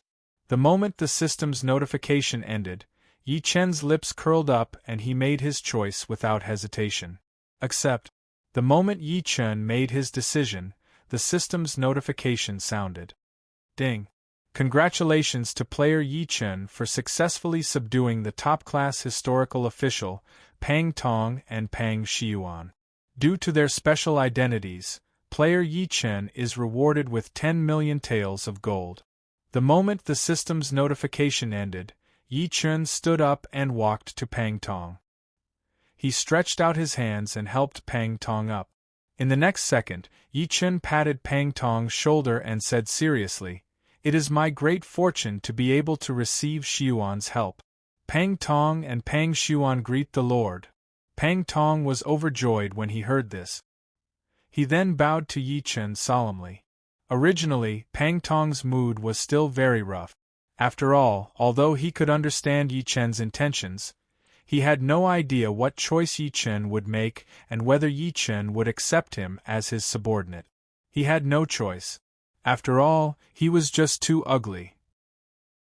Now that the dust had settled, Pang Tong could naturally put down the stone that had been hanging in his heart. Then, he relaxed. Of course, he was more excited than anything else. The moment Pang Tong finished speaking, the world's notification sounded. Ding! Congratulations to player Yi Chen for being the third person to gain the loyalty of the top-class historical official, Pang Tong and Pang Shiyuan. Player Yi Chen is rewarded with 10 million taels of gold. The world's notification sounded 3 times in a row, instantly causing the entire world's channel to explode. F***CK. F***CK. Are you kidding me? Didn't Yi Chen just take in Huang Xing's family? Why did he take in a top-class historical official in the blink of an eye? And it's even the fledgling phoenix, Pang Tong. There's no justice in this world. He's taking in top-class historical generals and top-class historical officials one after another. Does he not want money? F***CK. I'm not convinced. Why is it that Yi Chen is either top-class or top-class? I can't even take in a third-class or low-class official. Stop talking nonsense. Why don't you take a look at Boss Yi Chen's identity and status? If those top-class historical officials don't look for Boss Yi Chen, do you think they'll look for you? Waha, you've all neglected one thing. Pang Tong is a short-lived ghost. He'll die soon. What are you all worried about? Chapter 820. F***CK. If you didn't mention it, I would have forgotten about it. Hee. Accepting Pang Tong is the same as not accepting him. This ugly guy can't do much. Idiot, you're overthinking it. Don't forget who Pang Tong ended up following. Royal Uncle Lu. How is Royal Uncle Lu now? He was killed by Yi Chen a long time ago. Even Guan Er and Zhang San were taken in by Yi Chen. Therefore, I'm sure that Pang Tong's fate won't be the same as it was in history. I think so too. Don't forget, Yi Chen is also a player. How could he not know how Pang Tong died? I'm sure that Yi Chen will find the person who killed Pang Tong and kill him. The World Channel became extremely noisy because Yi Chen had suddenly taken in Pang Tong. Yi Chen glanced at it and curled his lips in disdain. Pang Tong died early, but by the time Pang Tong died in history, I would have already conquered the world and ascended. What's there to worry about? Yi Chen had been holding back and refusing to ascend because he wanted to wait for the start of the war of the vassal states. Then, he would send out his troops and conquer the world. Finally, he would establish a country and ascend. Therefore, Pang Tong's fate wouldn't develop like it did in history. In the end, he would die at the hands of Lu Zhang's general, Zhang Ren, at the fallen Phoenix Slope. It was for this reason that Yi Chen didn't care about Pang Tong's early death. Moreover, Yi Chen had the Yang Restoration Pill, the Copper Sparrow Pavilion that could revive the dead, and a powerful army that could conquer the world. He didn't have to worry about Pang Tong dying. Thinking of this, Yi Chen couldn't help but smile. He then looked at Pang Tong and said, "Shiyuan, I believe that Shiyuan will be like Feng Shao and become my right-hand man. Tong, I will do my best to live up to the Lord's trust. Pang Tong's eyes lit up when he heard this. He then bowed excitedly. Guo Yi and Guo Fengshao had been following Yi Chen for a long time, so Pang Tong naturally knew about it. Of course, this was not important. What was important was that Pang Tong knew how much importance Yi Chen placed on Guo Yi. And now, Yi Chen was actually talking about him and Guo Yi together. How could Pang Tong not be excited? How could he not be excited? One had to know that Yi Chen's words were undoubtedly telling Pang Tong one thing, and that was that Yi Chen valued him very much. Otherwise, Yi Chen wouldn't have said something like that. This was undoubtedly what Pang Tong wanted to see the most. As soon as Pang Tong finished speaking, the system notification sounded. Ding. Pang Tong's loyalty plus 30 leveled up to die loyal. As soon as the system notification ended, Yi Chen raised his eyebrows. Not bad, not bad. Another loyal subordinate. Thinking of this, Yi Chen couldn't help but smile. He then looked directly at Pang Tong and said, I believe in Xiuan. I believe in Xiuan. Come, sit down with me and drink to your heart's content, to congratulate Reincarnation, Immortal City, for having another great talent. My lord, don't be in a hurry. Tong, I would like to hear what you are confused about first. Pang Tong was overjoyed when he heard this, but he immediately shook his head and said. Yi Chen couldn't help but smile when he heard this. He then looked at the head of the palace maids in the pavilion and said, You may leave now. All of you back down. Without this king's order, do not come over without permission. Yes, you Lord Beach. When the head of the palace maids heard this, she hurriedly bowed and placed the wine pot on the stone table. Then, she led all the palace maids in the pavilion and hurriedly left. After all the palace maids had left, Yi Chen patted Pang Tong's shoulder and sat down on the stone stool again. When Pang Tong saw this, he immediately sat down opposite Yi Chen. Yi Chen looked at Pang Tong, who was quietly waiting for Yi Chen to speak. Then, he raised his wine cup and said, This wine is called 100 Flowers wine, and it is produced in Reincarnation City. Back then, in order to build the Bronze Sparrow Pavilion and make Yuzhou prosperous, I sold 100 Flowers wine to the public. After saying this, Yi Chen downed the entire cup of 100 Flowers wine in one gulp, then continued. Later, the Golden Turban swept the world and the demon tribe invaded the human world. I led the army and the sale of 100 Flowers wine ended immediately. However, I didn't expect that His Majesty and Zhang Chongshi, who should have been famous all over the world, didn't inquire about it. When Yi Chen said this, he placed the wine cup on the stone table and looked at Pang Tong. When Pang Tong heard this, he fell silent. After a while, he looked at Yi Chen and asked, My lord, are you worried that someone is plotting against you and Reincarnation City? No. When Yi Chen heard this, he couldn't help but smile and said, If it was in the past, I might be worried. However, things are different now. I am confident that I can get rid of all the demons and monsters. Therefore, I am not afraid of any conspiracy or scheme. My lord, do you want to know who is behind the 100 Flowers wine?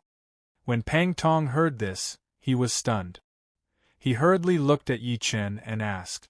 Pang Tong didn't expect that his first guess would be rejected by Yi Chen. This was not a good thing for Pang Tong, who had just vowed to do his best to not disappoint Yi Chen. Otherwise, he wouldn't have asked the next question in such a hurry. Of course, Pang Tong's guess was wrong because he didn't know the exact strength of Reincarnation Immortal City. Otherwise, he wouldn't have made such a guess. When Yi Chen heard Pang Tong's question, he nodded and said, That's right.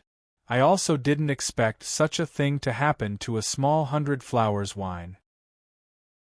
Although your Majesty doesn't know that the 100 Flowers wine came from Reincarnation Immortal City, I don't want to be kept in the dark. I don't want to be used by others. After the 100 Flowers wine appeared and was officially sold, its reputation spread. Otherwise, there wouldn't be so many merchants rushing to Reincarnation City to buy the 100 Flowers wine and resell it. However, until now, Lu Hong and Zhang Li had not asked Yi Chen about the 100 Flowers wine. They had clearly told Yi Chen one thing. The 100 Flowers wine, which was supposed to be world famous, was actually in the hands of a certain person or force. It was then used to supply the palace and the eunuch. As for the news about the 100 Flowers wine, it was naturally hidden by this person or force. Otherwise, Lu Hong and Zhang Li would have asked Yi Chen about the 100 Flowers wine and asked for a large amount. This was what Yi Chen was puzzled about. Yi Chen couldn't think of anyone who had the ability to hide the news about the 100 Flowers wine. When Pang Tong heard this, he nodded and fell silent. After 10 minutes, a hint of hesitation flashed across Pang Tong's face, but he quickly regained his composure. In the next second, Pang Tong raised his head to look at Yi Chen and asked, "Your Majesty, do you know who is the most abnormal among the Inhumans?" When Yi Chen heard this, he was stunned. Inhumans were players. It was a special term given to players by the natives of the Three Kingdoms. This was also the reason why Pang Tong hesitated when he spoke. After all, Yi Chen was a player, or rather, an Inhuman. Of course, this was not important. What was important was that Yi Chen could not understand Pang Tong's words. To be more precise, Yi Chen had never thought about the player faction from the very beginning. After all, to be able to completely seal off the news of 100 Flowers brew, to the point that even Lu Hong did not know the origin of the 100 Flowers brew, was not something that just any player could do. Yi Chen immediately frowned when he thought of this. At this moment, Pang Tong, who was sitting opposite Yi Chen, smiled faintly and opened his mouth to speak. "Master, the soul of the Qin Emperor's mother, Zhao Ji, has appeared before. Is that true or false?" Chapter 8:21. When Yi Chen heard Pang Tong's words, he could not help but be taken aback. Zhao Ji's soul had indeed appeared before. It had appeared after Yi Chen led his troops to suppress the traitor Zhang Chun and took over Yubei Ping City. Otherwise, Yi Chen would not have been able to obtain the 9 Cauldron treasure map fragment back then. At that time and place, it was reasonable to say that no one other than Yi Chen and Yi Chen's subordinates would know about the appearance of Zhao Ji's soul. However, the truth was that Pang Tong actually knew about it. Otherwise, why would Pang Tong mention Zhao Ji? After regaining his senses, Yi Chen looked directly at Pang Tong and asked, "How did Xiuan know about this?" After Pang Tong heard Yi Chen's question, he did not dare to delay and hurriedly said, "My lord, when Tong was traveling the world, he once met a crazy man in northern Peace City." Tong heard the 2 words "beautiful Lady Zhao" from his mouth. When Yi Chen heard this, he was stunned again and his face stiffened. Damn it, why would Pang Tong believe the words of a crazy man? What AF * King hit eh? Wait, crazy, damn it, that crazy man couldn't be a servant in Zhang Chun's residence, right? When Yi Chen led his troops to take over Yubei Ping City, he directly killed Zhang Chun's family and all his subordinate. He only ignored Zhang Chun's servants and maids. Of course, Yi Chen was sure that when Zhao Ji's soul appeared, there were no outsiders around. Now, Pang Tong said that he heard Zhao Ji's name from a crazy man. At first glance, there was nothing wrong with it. After all, no matter what a crazy man said or did, there was no trace of him. However, if this crazy man was with Zhang Chun, Yubei Ping City, and Zhao Ji, it would not be so simple.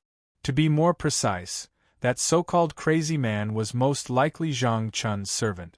Then, when Yi Chen led his troops to attack Zhang Chun's residence, he was lucky enough to hide in a hidden place and avoid being searched by Yi Chen's soldiers. Then, this hidden servant of Zhang Chun's saw Zhao Ji's soul and was scared witless. Damn it, this Pang Tong's deductive ability was too amazing. He actually guessed that Zhao Ji's appearance from a simple sentence. Thinking of this, Yi Chen was stunned. Wait. Pang Tong talked about the players one moment, then Zhao Ji's name. Zhao Ji's not dead? Yi Chen immediately frowned when he thought of this. Impossible. Zhao Ji was clearly killed by Guiyi's eye of the demon god. I saw it with my own eyes, it can't be fake. Just as Yi Chen thought of this, Pang Tong, who was sitting in front of Yi Chen, chuckled. Then, he raised his wine cup and drank happily. When Yi Chen saw this, his face froze. He then glared at Pang Tong. Damn it, this was the bad thing about historical officials. They all like to keep people in suspense. Pang Tong, who had just drunk the 100-flower wine, was about to put down his cup when he saw Yi Chen's gaze. In that instant, Pang Tong's face froze. In the next second, Pang Tong hurriedly put down his cup and smiled. My lord, please forgive me. This 100-flower wine is really too tempting. I couldn't help it.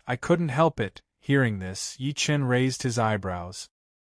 He then looked at Pang Tong with a serious expression and said, Xiyuan, in the future, if you don't tell Feng Xiao what you want to say, hide it, or only tell half of it, your lord will definitely give the order to deduct all of your 100-flower wine every month. I won't give you a single drop. When Pang Tong heard this, he was stunned. When Yi Chen saw Pang Tong's expression, he smiled and continued, Oh right. The 100-flower wine in the reincarnation immortal city is 1,000 times, no, 10,000 times better than the 100-flower wine here. If you can't drink it, don't blame me for not warning you. When Pang Tong heard this, he was stunned again. Then, his eyes lit up. In the next second, Pang Tong bowed to Yi Chen without hesitation. My lord, Zhao Ji was from the pre-Qin period. Since her soul could survive for so long, I'm sure that the souls of others can also survive for a long time. For example, Lu Buwei. When Yi Chen heard this, his eyes narrowed. Lu Buwei was an extremely special person in the pre-Qin period. Not only was he an official, but he was also a great merchant of the Qin dynasty. If what Pang Tong said was true, and Lu Buwei's soul was the same as Zhao Ji, who was killed by Gui, then the number of merchants in the Great Han Empire who were related to Lu Buwei would definitely exceed 50%, or even 80 to 90%. If that was the case, it would be easy to explain why Lu Hong didn't know where the 100-flower wine was produced. Damn it, maybe it was Lu Buwei who did it. That guy seemed to like to buy low and sell high, but damn it, why did he hoard the 100-flower wine and hide the news of it? For Qin Shi Huang? Impossible. He drank poison and committed suicide because of Qin Shi Huang to enjoy the pleasure of making money? Or did he have other motives? When he thought of this, Yi Chen frowned. Wait, an abnormal player, Lu Buwei. Just as Yi Chen thought of this, Pang Tong, who was sitting opposite Yi Chen, spoke again. My lord, Qin Shi Huang wanted eternal life, so he sent Su Fu out of the Eastern Sea to find a way to achieve immortality. Lu Buwei was a genius and also wouldn't yield to the 100-year limit. When Yi Chen heard this, his eyes widened. Damn it, everything makes sense now. If it was really Lu Buwei, he would definitely be interested in the player's immortality ability. Then, he would be like Zhao Ji in his previous life, possessing the player's body and stealing the player's body. Damn it, it was definitely Lu Buwei. Apart from him, no one else could hide the news of the 100-flower wine for so long. When he thought of this, Yi Chen's face darkened. No matter what Lu Buwei wanted, as long as he possessed the player's body, he would definitely obtain the player's memories. Then, Lu Buwei's goal would definitely change. This was similar to Lu Xie, who obtained Li Mubai's memories, and Liang Fulong, who knew his own fate. Both did abnormal things in order to change their fates. And this was not good news for Yi Chen. After all, once Lu Buwei became a player, he would have new ambitions, such as ascension.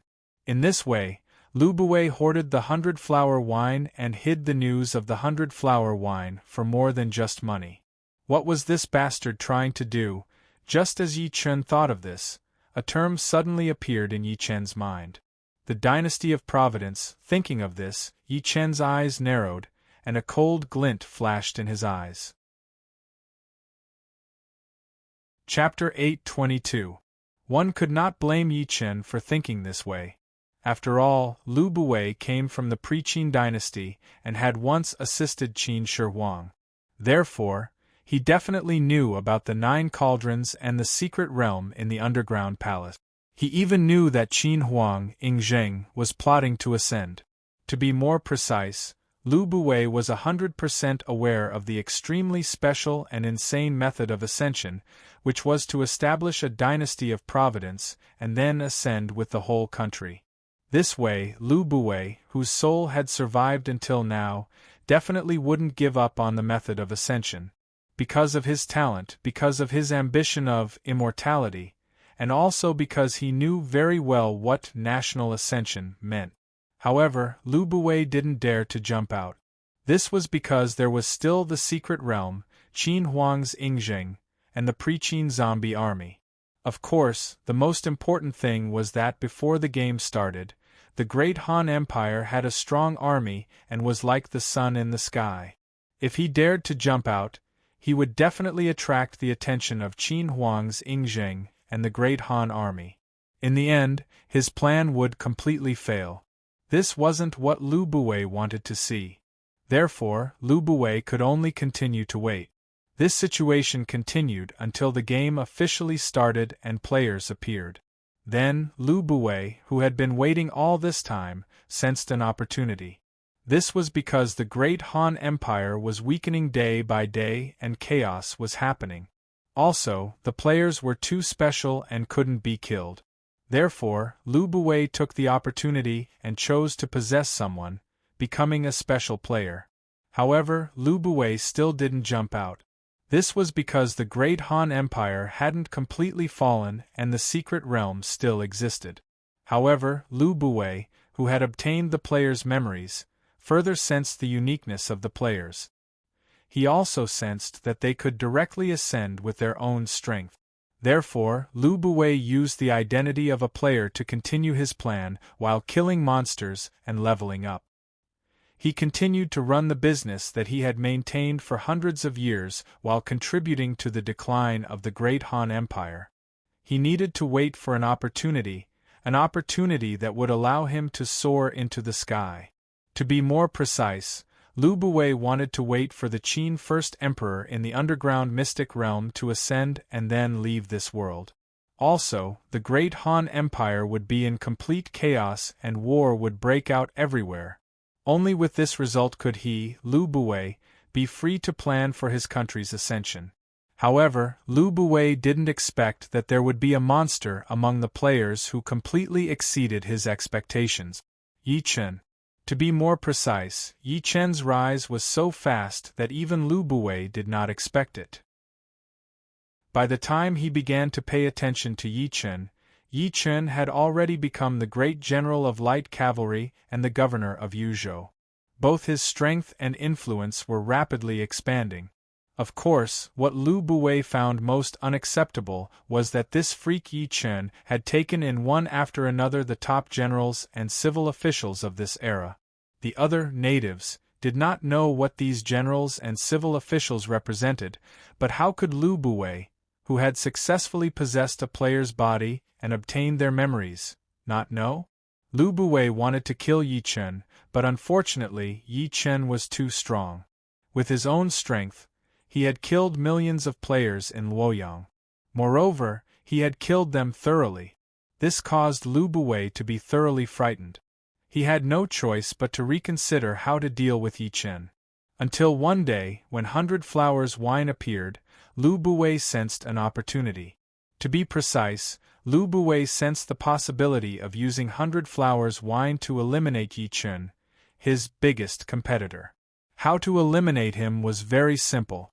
Kill with a borrowed knife. Whose knife? Of course, it was Lu Hong's knife. This was because Lu Buwei, who knew about the Providence dynasty, knew very well that Yi Chen was unwilling to ascend even though he had reached a certain level because he wanted to obtain all the Providence in the Three Kingdoms newbie zone. As long as something happened to Lu Hong, Yi Chen's official position and title would definitely be removed. Yi Chen would also be labeled as a traitor. This way, Yi Chen's plan would completely fail. Then, he would not be able to establish the Providence dynasty, much less ascend as a nation. In the end, Yi Chen could only obediently ascend to the primeval age and give up on his plan to ascend as a nation. F*ck, that must be it. Even if these inferences were somewhat different from the real situation, it couldn't be that far off. At this thought, Yi Chen's expression turned cold, and a violent killing intent instantly rose. "My lord, do you have any leads?" Pang Tong, who was sitting opposite Yi Chen, hurriedly looked at Yi Chen and asked after sensing the violent killing intent coming from Yi Chen. Yi Chen shook his head and said, "I don't know who it is. I can't tell who exactly it is, but there is one thing that I can be sure of. The one who did this is Lu Buwei." With over 100 million players, Yi Chen really couldn't confirm who Lu Buwei had possessed. Otherwise, Yi Chen wouldn't have stayed here. He would have teleported over and killed the special player, who looked like a player but whose soul was Lu Buwei. Pang Tong nodded and hurriedly said, "My lord, I'm afraid that Lu Buwei will be the culprit. My lord, Lu Buwei must have planned to poison His Majesty to murder him. Once Lu Buwei's plan succeeds, he will definitely spread the news that the 100 Flowers wine is produced in Samsara City. My lord will be greatly affected by this. What Xiuan said is correct. I will go to the Imperial Palace and capture all of the eunuchs who tested the poison." When Yi Chen heard this, he nodded and said, Lu Buwei had poisoned the 100 Flowers wine. Yi Chen had guessed it even if Pang Tong didn't mention it. After all, using the 100 Flowers wine to plot against Yi Chen was the only way to poison and frame him. Therefore, Yi Chen couldn't give Lu Buwei the chance to succeed. The moment Yi Chen finished speaking, Pang Tong hurriedly shook his head and said, "My lord, capturing the eunuchs to test the poison is basically useless." Yi Chen was stunned when he heard this. At this moment, Pang Tong continued, "My lord, the Emperor's food and drink are all tested for poison. As long as you bribe or control the tester, you can successfully poison His Majesty to death. However, Lu Buwei would never choose this method." "Xiuan, are you talking about mixing poisons?" Yi Chen's eyes widened when he heard this. Then, he looked at Pang Tong and asked. Pang Tong nodded and said, "That's right. My lord, if Lu Buwei wanted to plot against you, it wouldn't be as simple as poisoning. That's because this method of poisoning is too inferior, and it's very easy to be discovered." Pang Tong glanced in the direction of the palace and continued, "However, mixing poisons is different. No matter how you examine and test the poison, you won't be able to find any problems. However, if you mix 2 or more poisons together or consume them one after the other, they will mix in the body and produce a lethal poison. This way, even if there are more testers, His Majesty won't be able to escape. Once His Majesty dies from the poison, even if you take out the real 100 Flowers wine, you won't be able to clear your name. At that time." Chapter 8:23. When Yi Chen heard Pang Tong's words, he took a deep breath and exhaled deeply. He looked at Pang Tong and asked in a deep voice, "Xiuan, is there a way to find out who is possessed by Lu Buwei?" "My lord, Tong has observed an eccentric before." As Pang Tong spoke, he suddenly remembered that the lord he had just acknowledged, Yi Chen, was an eccentric. In that instant, the words Pang Tong wanted to say abruptly stopped. When Yi Chen saw this, he glared at Pang Tong and said, "Just say it. Just say it. I, your lord, am not that petty." "Yes, my lord." When Pang Tong heard this, he laughed awkwardly and said, "My lord, the otherworlders have a common trait. That is, they don't fit in with this world. No matter how much they learn or imitate, they will always carry the unique flavor of an otherworlder. How can I not know what Xiuan is saying? But if that's all, it's like looking for a needle in a haystack. We still won't be able to find Lu Buwei." When Yi Chen heard this, he couldn't help but frown. Players came from the real world and wanted to imitate the ancients' way of speaking and behavior. Basically, they tried to imitate a tiger but ended up looking like a dog instead. No matter how they looked at it, it was very awkward.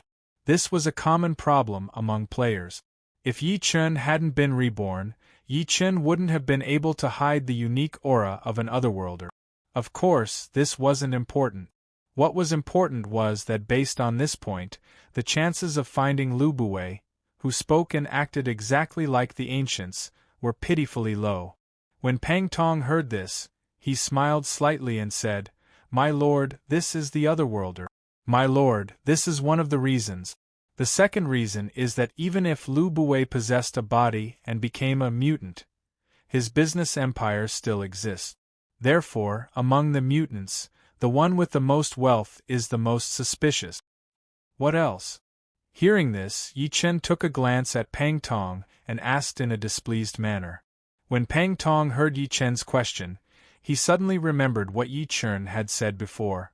Don't learn from Gui Yi and keep people in suspense. In that instant, his face froze. After regaining his senses, Pang Tong coughed a few times and hurriedly said, "Thirdly, Lu Buwei has survived to this day and still wants to poison His Majesty and plot against His Majesty. He must be up to something big. Therefore, he must have a well-equipped army of no less than 100,000 men. They are all young and strong." When Yi Chen heard this, his eyes widened. F***ck. I almost forgot about this.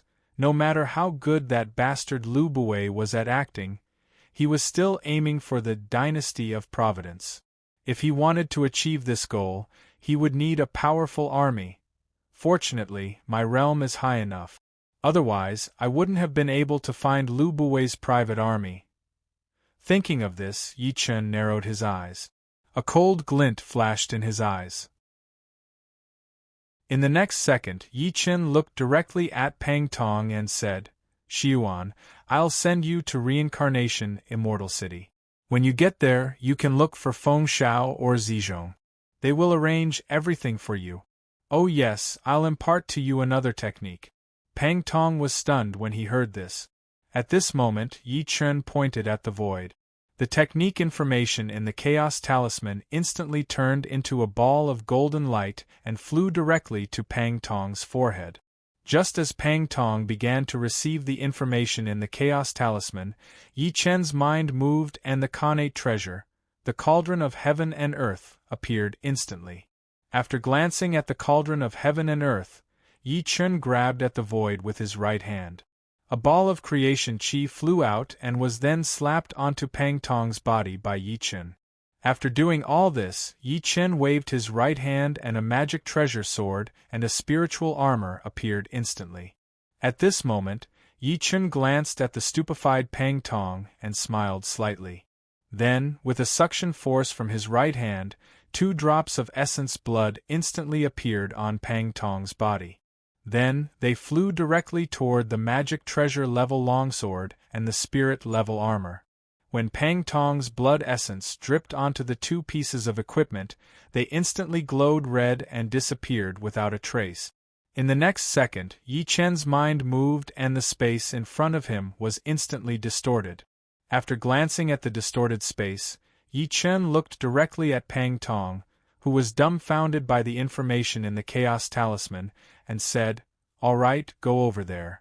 After finishing his words, Yi Chen kicked Pang Tong's buttocks and sent him directly into the distorted space. At this moment, an inexplicable cry of ecstasy rang out instantly. "Pang Tong, Pang Xiuan, swear to follow Master till death. If I violate this oath, may the heavens and earth destroy me and my soul perish." As soon as the voice fell, the distorted space disappeared. Hearing Pang Tong's cry of ecstasy, Yi Chen couldn't help but smirk. Then, with a wave of his right hand, he instantly withdrew the Cauldron of Heaven and Earth back into his mind palace. In the next second, Yi Chen looked directly at the Imperial Palace. Then, with a thought, he released his enormous divine sense and covered the entire Luoyang in an instant. After a few breaths, Yi Chen smiled coldly, then took a step forward and disappeared in an instant. Luoyang Imperial Palace, Imperial Wine Cellar. A young eunuch who had been ordered to carry the fine wine opened the door of the wine cellar and was immediately stunned. Then, he rubbed his eyes in disbelief. A few seconds later, after the little eunuch had repeatedly confirmed that the imperial wine cellar was empty, he immediately opened his throat and let out an extremely sharp scream. Not good. The great thief has stolen all the tribute wine. His Majesty's favorite 100-flower wine has also been stolen. Whoosh! The Yunlin army who had just patrolled here was instantly in an uproar and rushed over together. Luoyang, Zhang Li's residence. Thump, thump, thump. Panicked footsteps could be heard all the way. Zhang Li, who was listening to the young eunuch's report, couldn't help but frown when he heard the panicked footsteps. He then looked at the young eunuch who had run to the entrance of the hall and sternly shouted, "What is it? Why are you so flustered?" "Lord Permanent Attendant, the wine. The wine is gone." When the young eunuch heard Zhang Li's reprimand, he suddenly shivered and hastily bowed. "What?" Zhang Li was taken aback when he heard this, and then he looked at the young eunuch in confusion. The 100-flower wine is gone. It's all gone. The young eunuch hastily bowed. When Zhang Li heard this, his eyes suddenly widened and he stood up with a ting sound. In the next second, Zhang Li arrived in front of the young eunuch in a few steps. He then grabbed the young eunuch's collar and shouted angrily.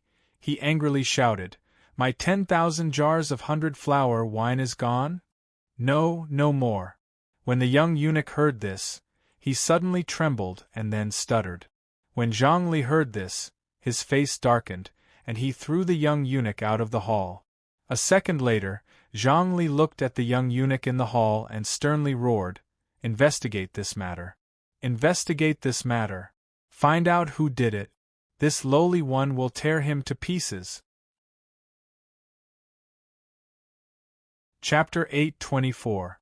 10,000 meters up in the sky, Yi Chen, who had just collected all of Luoyang's 100-flower wine, looked at the palm-sized Luoyang on the ground and smirked. "Damn it, I never thought that I would become a great thief one day. Too bad there's nothing good, otherwise I would have taken all of Lu Hong's and Zhang Li's treasures in one go," but then again, his previous judgment was right. The 100-flower wine sold in Samsara City had been mixed with poison. Thinking of this, Yi Chen looked at the 100-flower wine floating in front of him. It had turned completely black and was emitting a foul stench. Luckily, I took in Pang Tong at this time. If not for his reminder, I wouldn't have thought of Lu Buwei. Thinking of this, Yi Chen let out a long breath and flicked his finger at the 100-flower wine floating in the sky. With a buzzing sound, a fireball appeared and flew straight towards the 100-flowers poison brew.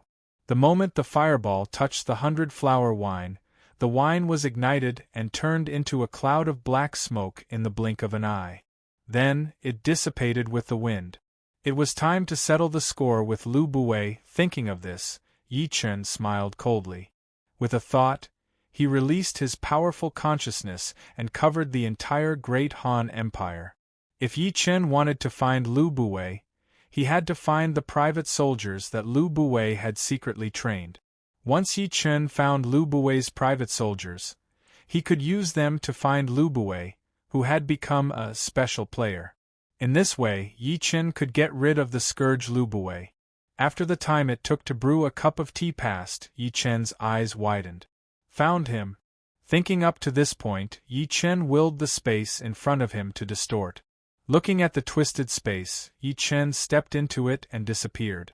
300 miles to the south of Wuling County in Jingzhou, there was a secluded forest in the deep mountains. A group of 100,000 soldiers wearing black armor and holding long halberds were doing basic training, while sweating profusely. "Kill! Kill!" The 100,000 soldiers continued to wave the halberds in their hands, stabbing, slashing, and sweeping. This was an attack unique to the halberd. It was simple and crude, but its lethality was extraordinary. However, compared to ordinary spears, it was heavier and more difficult to operate. Therefore, soldiers who used halberds as weapons had to be young and strong. Moreover, they had to go through a long period of training to be able to perfectly unleash the power of the halberd. As for the 100,000 soldiers here, without exception, They were all robust young men. Furthermore, they were robust young men with muscles all over their bodies. Just as the 100,000 soldiers were doing their best to train, a pillar of light suddenly appeared not far from them. When the pillar of light disappeared, a young man dressed as a player appeared. At this moment, a man dressed as a commander saw the sudden appearance of the player. After a slight pause, he hurriedly trotted over and bowed to the player. Black Tiger Army Commander, Li Yuanba greets the great general. When the player who had just come online heard this, he glanced at the man who called himself Li Yuanba and immediately shouted, "Hurry up and spread the word. Everyone, go home and rest for 3 days. 3 days later, gather at the Eastern Sea." Yes, great general. When the army commander of the Black Tiger Army, who called himself Li Yuanba, heard this, he was momentarily stunned. Then, he bowed to the player who had just come online. Right at that moment, the space beside the two of them suddenly distorted. Then, a handsome man with a berserk aura appeared there. At this moment, all was silent. The 100,000 soldiers who were training here all stopped in unison and looked directly at the young man who had suddenly appeared here.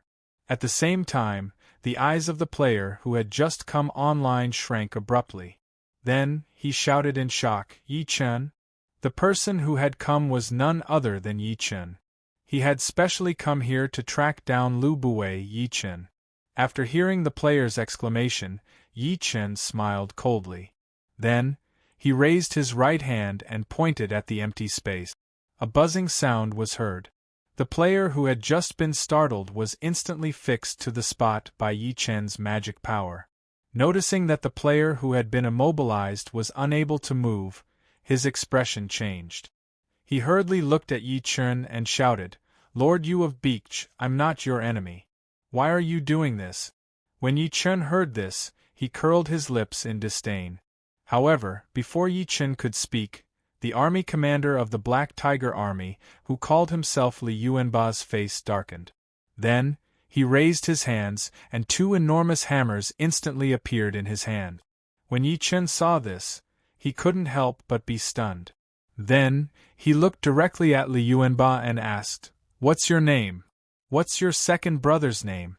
When Li Yuanba heard this, his eyes widened and he shouted angrily, "Why do you care what my second brother's name is?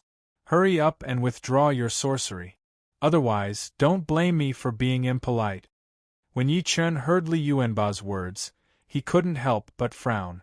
Then, he waved his right hand and slapped Li Yuanba. When Li Yuanba saw this, his eyes suddenly shrank. However, before he could react, Yi Chen's right hand directly slapped his face. But Li Yuanba's face was instantly deformed. Then, Li Yuanba and the 2 hammers in his hands flew out diagonally. Bang, bang, bang, a series of collision sounds were heard. It was caused by Li Yuanba crashing into and breaking over a dozen trees. When the 100,000 soldiers who had stopped their training saw this, they were all stunned. Then, their eyes widened in unison. When the player who was imprisoned by Yi Chen saw this, he couldn't help but shudder. Then, he hurriedly looked at Yi Chen and shouted, Lord Yu of Beach, please ask whatever you want. I'll tell you everything I know." When Yi Chen heard this, he glanced at the player and asked, "Who's the one who's in charge of these soldiers?" "Qian Duoduo. My boss's name is Qian Duoduo." When the player who was questioned by Yi Chen heard this, he answered without hesitation. When Yi Chen heard this, he glanced at the player. Then, with a wave of his right hand, the thick black god-slayer instantly appeared in his hand. "Lord Yu of Beach, I'm not lying. It's really Qian Duoduo." Seeing Yi Chen suddenly summon the god-slayer, the player's eyes shrank. Then, he hurriedly shouted in a shrill voice. As soon as he finished speaking, the captains among the 100,000 soldiers who had stopped their training looked at each other. Then, they shouted in unison, "Betrayal of the Lord! Kill without mercy! Kill! Kill! Kill!" Deafening battle cries immediately rang out. In the next second, the 100,000 soldiers raised their halberds and charged towards Yi Chen and the players who were imprisoned by Yi Chen. Chapter 8:25. Yi Chen frowned when he saw this. What's the point of keeping them if they can't be used by me? Originally, Yi Chen wanted to recruit these 100,000 strong young soldiers and turn them into the elite soldiers of the reincarnation immortal city. Who would have thought that the loyalty of these 100,000 soldiers to Qian Duoduo was so high that it exceeded Yi Chen's expectations? Even if Yi Chen subdued these soldiers by force, he might not be able to gain their 100% loyalty.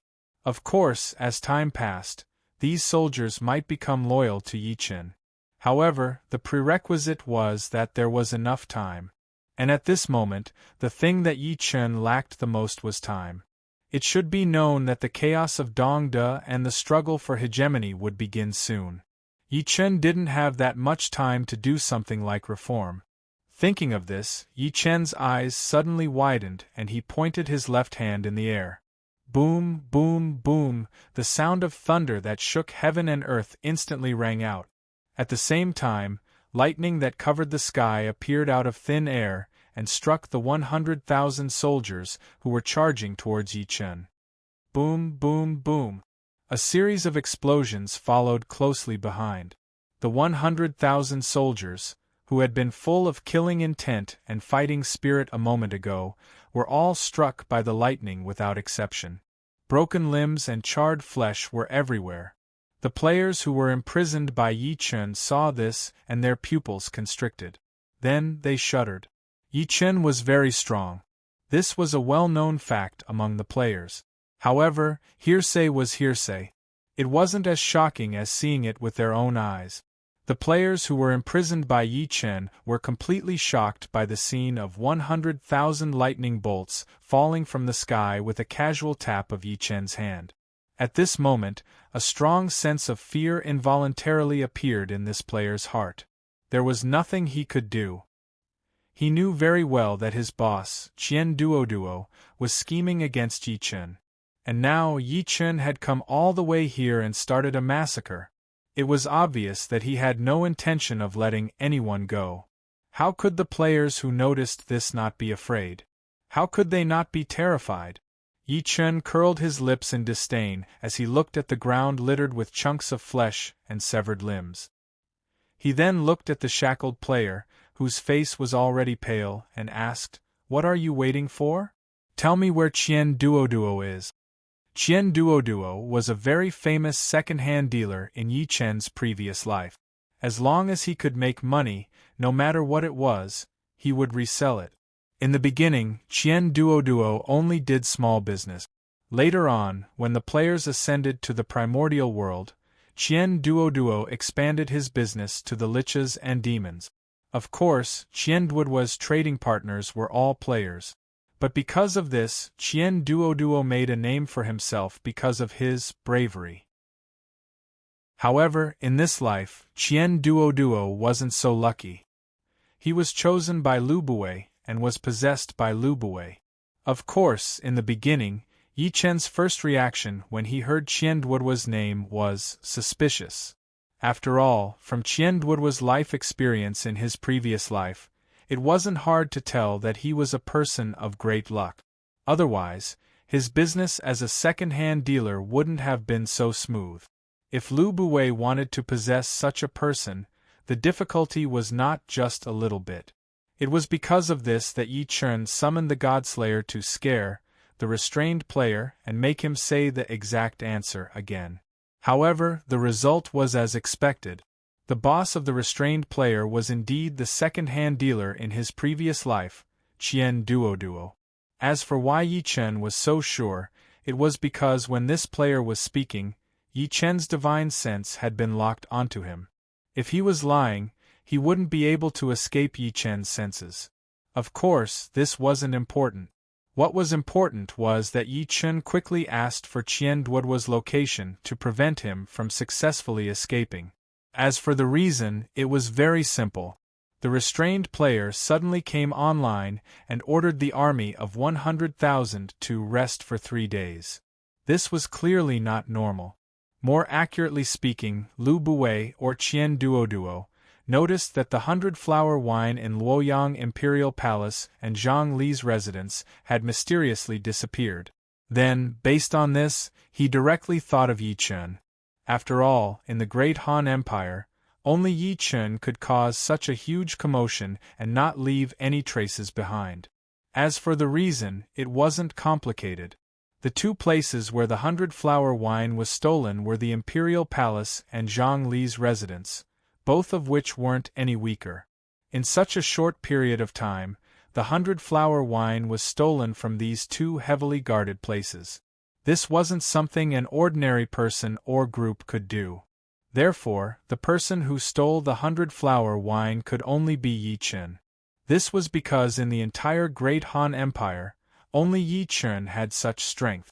After Lu Buwei or Qian Duoduo confirmed that Yi Chen had stolen the 100-flower wine from the Imperial Palace and Zhang Li's residence, he didn't want Yi Chen to find clear evidence. Only then did he order his subordinates, who were the players caught by Yi Chen, to wipe out all the clues that could lead to him. For example, the 100,000 soldiers who had trained hard in the forest but were casually wiped out by Yi Chen were clues that could lead to Qian Duoduo. Of course, this wasn't important.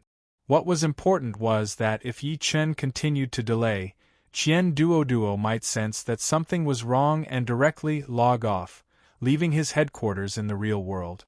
Yi Chen didn't know where Qian Duoduo would go, but Yi Chen was certain that if Qian Duoduo wanted to escape, he would definitely run far away.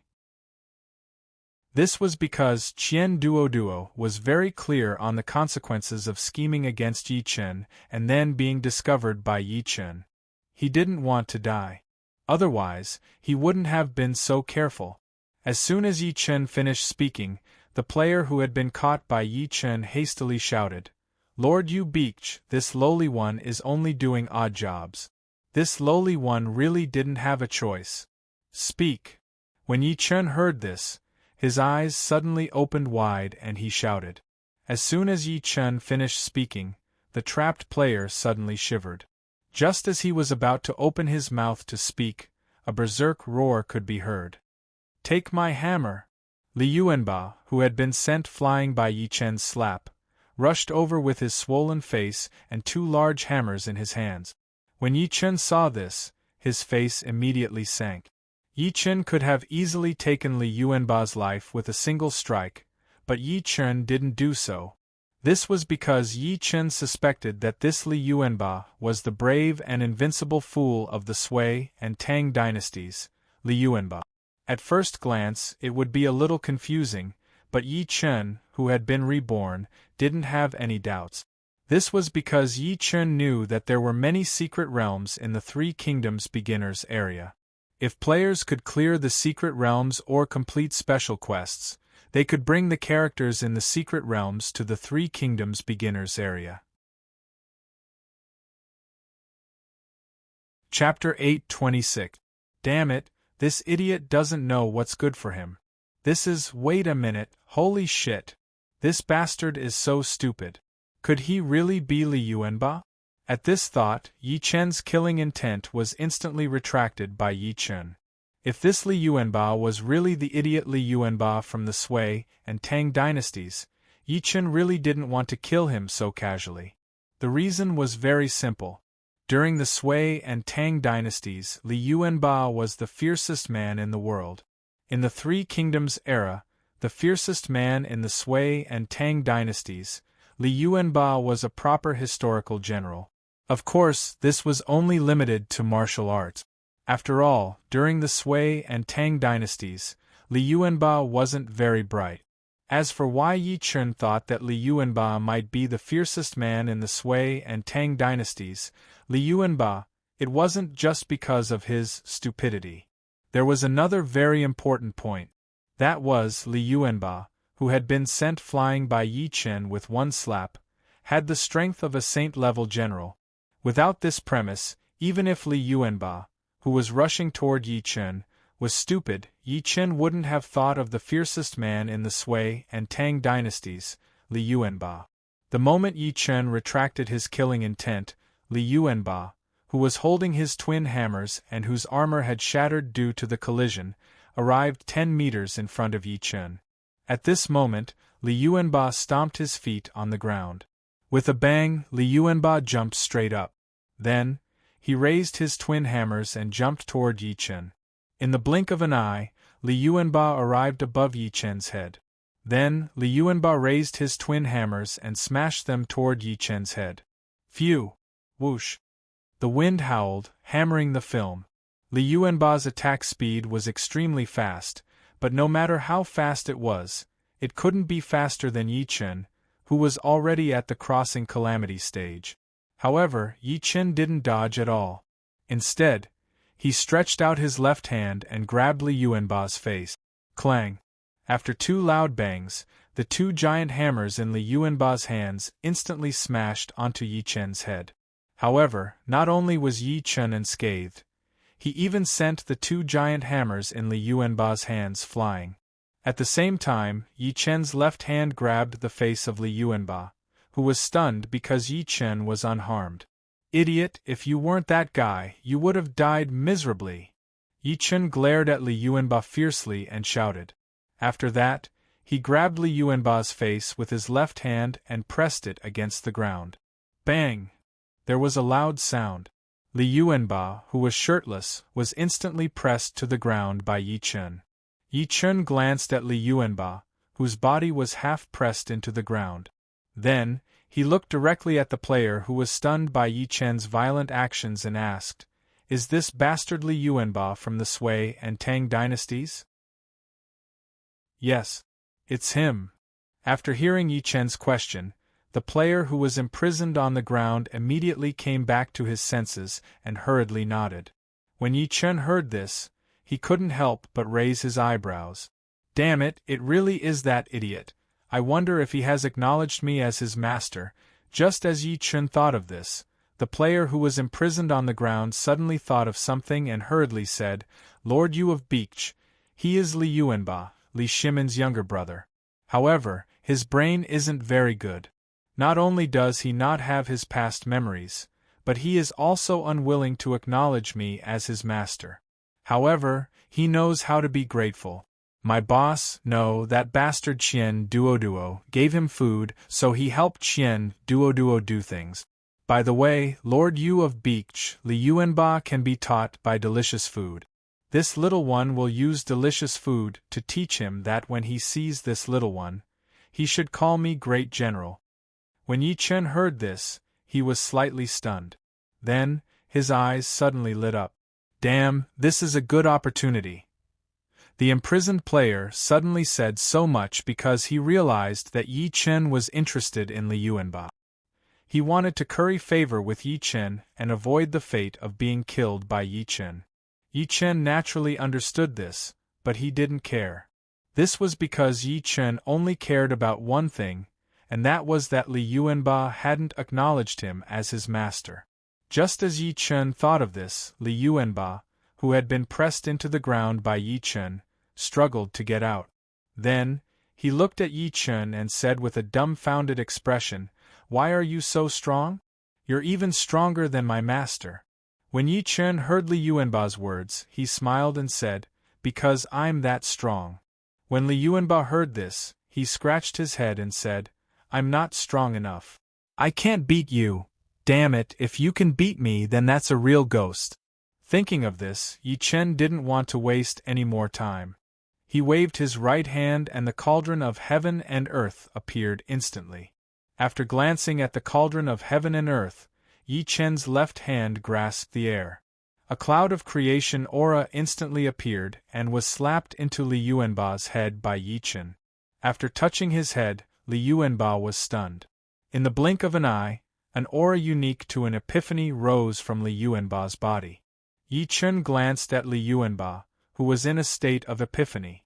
Then, he looked directly at the imprisoned player and said, "Tell me where Li Yuanba is. Tell me where Qian Duoduo is. I don't want to hear anything unrelated to this." After Yi Chen finished speaking, He raised the God-slayer in his right hand and pointed it directly at the player's heart. When the player heard Yi Chen's question, he wanted to say something like begging for mercy. However, when he saw the God-slayer pointed at his heart, his body involuntarily tensed up. At this moment, a strong sense of fear rose from his heart. He couldn't help but be afraid because he knew very well that the reason Yi Chen could kill people completely in the game world was because of the thick black God-slayer pointed at his heart. Qian Duoduo is in Luoyang, but he has already gone offline. In the real world, Qian Duoduo's lair is in Magic City, the City of Hope. After the imprisoned player regained his senses, he shouted without thinking. When Yi Chen heard this, he nodded in satisfaction and withdrew the God-slayer in his right hand. When the imprisoned player saw this, he was instantly overjoyed. Yi Chen didn't use the God-slayer to kill him, so he didn't have to worry about dying completely. How could he not be happy? However, his happiness didn't last for a second. Yi Chen swung the God-slayer in his right hand again and directly slapped the player's face. At this moment, the imprisoned player's eyes rolled back and he fainted.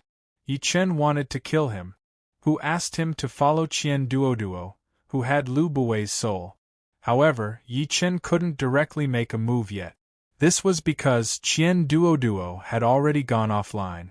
If Yi Chen killed this player now, Qian Duoduo, who had gone offline, would definitely discover this result immediately and immediately escape. If Qian Duoduo didn't have any special items like the 10,000-mile teleportation talisman, then it wouldn't be a big deal.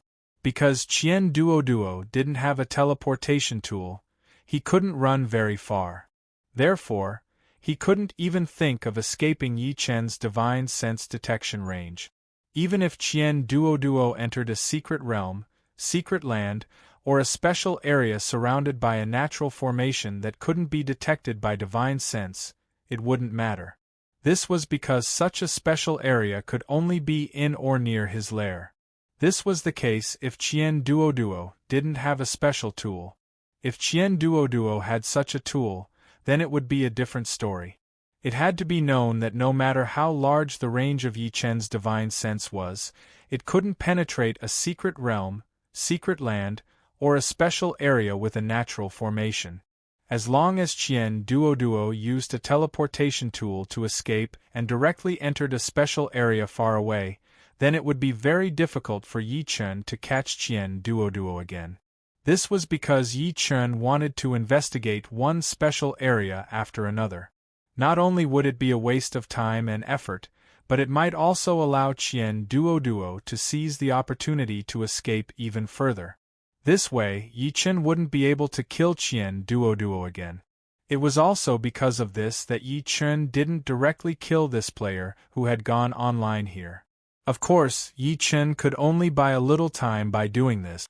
After all, Qian Duoduo wouldn't be so stupid as to keep waiting for this player to return and report. However, for Yi Chen, this little bit of time was enough. Chapter 8:27. Yi Chen glanced at the unconscious player and Li Yuanba, who was in a state of epiphany. Then, with a thought, he went offline. In the real world, Samsara City, the City Lord's mansion. The door of the diamond-level gaming cabin suddenly opened with a creak. In the next second, Yi Chen, who had returned to the real world, stood up from the diamond-level gaming cabin and walked out. At this moment, Flaming Tiger Yilin, who had been guarding Samsara City in the hall, appeared beside Yi Chen in an instant. Then, she looked at Yi Chen and called out, "Brother, I came back this time because I have something to take care of. Don't worry." After hearing Flaming Tiger Yilin's words, Yi Chen smiled and patted Flaming Tiger Yilin's little head. When Flaming Tiger Yilin heard this, she raised her head and gently rubbed her face against Yi Chen's hand. Then, she nodded and replied, "Okay." When Yi Chen heard this, he smiled slightly. Then, with a thought, his primordial spirit moved and he instantly released his enormous divine sense. After 2 breaths, Yi Chen's eyes suddenly opened. "Found it. When he thought of this, Yi Chen's thoughts moved and the space in front of him instantly distorted. After glancing at the distorted space, Yi Chen stepped into it and disappeared. In the hall of the city lord's mansion, Shanghai, the city of hope, the face of a fat young man sitting in the main seat suddenly darkened. He looked directly at the underling at the entrance of the hall and asked, "Are you sure? Are you sure?" "Yes, boss. Brother Dafei is still gasping for breath. Moreover, I pushed Brother Dafei hard, but he didn't go offline." The underling at the entrance of the hall hurriedly nodded and replied. When the plump young man heard this, he suddenly stood up and looked straight at the 5 men in the hall who had been told to go offline. He opened his mouth and shouted, "Hey, I'm sorry. We can't stay here any longer. Do as I told you before and leave immediately. We'll come back when the World War starts." "Boss, did Yi Chen really discover our plan?" A man with 2 scars on his face couldn't help but frown when he heard this. Then, he looked at the fat man and asked, "Dao Ba, when did the boss say anything wrong? Don't look for trouble. We'll do whatever the boss says." A skinny middle-aged man with a sinister appearance coldly snorted when he heard this. "You." When the scarred man heard this, his eyes narrowed and he shouted in a deep voice. When the fat man heard this, his face immediately darkened, and then he kicked the table in front of him. In the next second, the fat man looked directly at the 5 subordinates in the hall and shouted, "Let's go. Enough. If you still want to live, then do as I say and leave this place immediately. If you don't want to live anymore, then stay. Those who leave and those who are willing to follow me can come back when the World War starts. Also, before the World War starts, whoever wants to die can enter the game when they're asleep." When the 5 men sitting in the hall heard this, they hurriedly stood up and bowed to the fat man. "Yes, boss." When the fat man heard this, his expression immediately softened. In the next second, the fat man waved his right hand and a jade slip instantly appeared in his right hand. When the 5 men in the hall who had just stood up saw this, they were all stunned. Then, one by one, they took out a jade slip. At this moment, the space in the hall suddenly distorted. Then, they saw a young man step out and appear here. When the fat man and his 5 subordinates, as well as the lackey standing at the entrance of the hall, saw this, their eyes suddenly narrowed.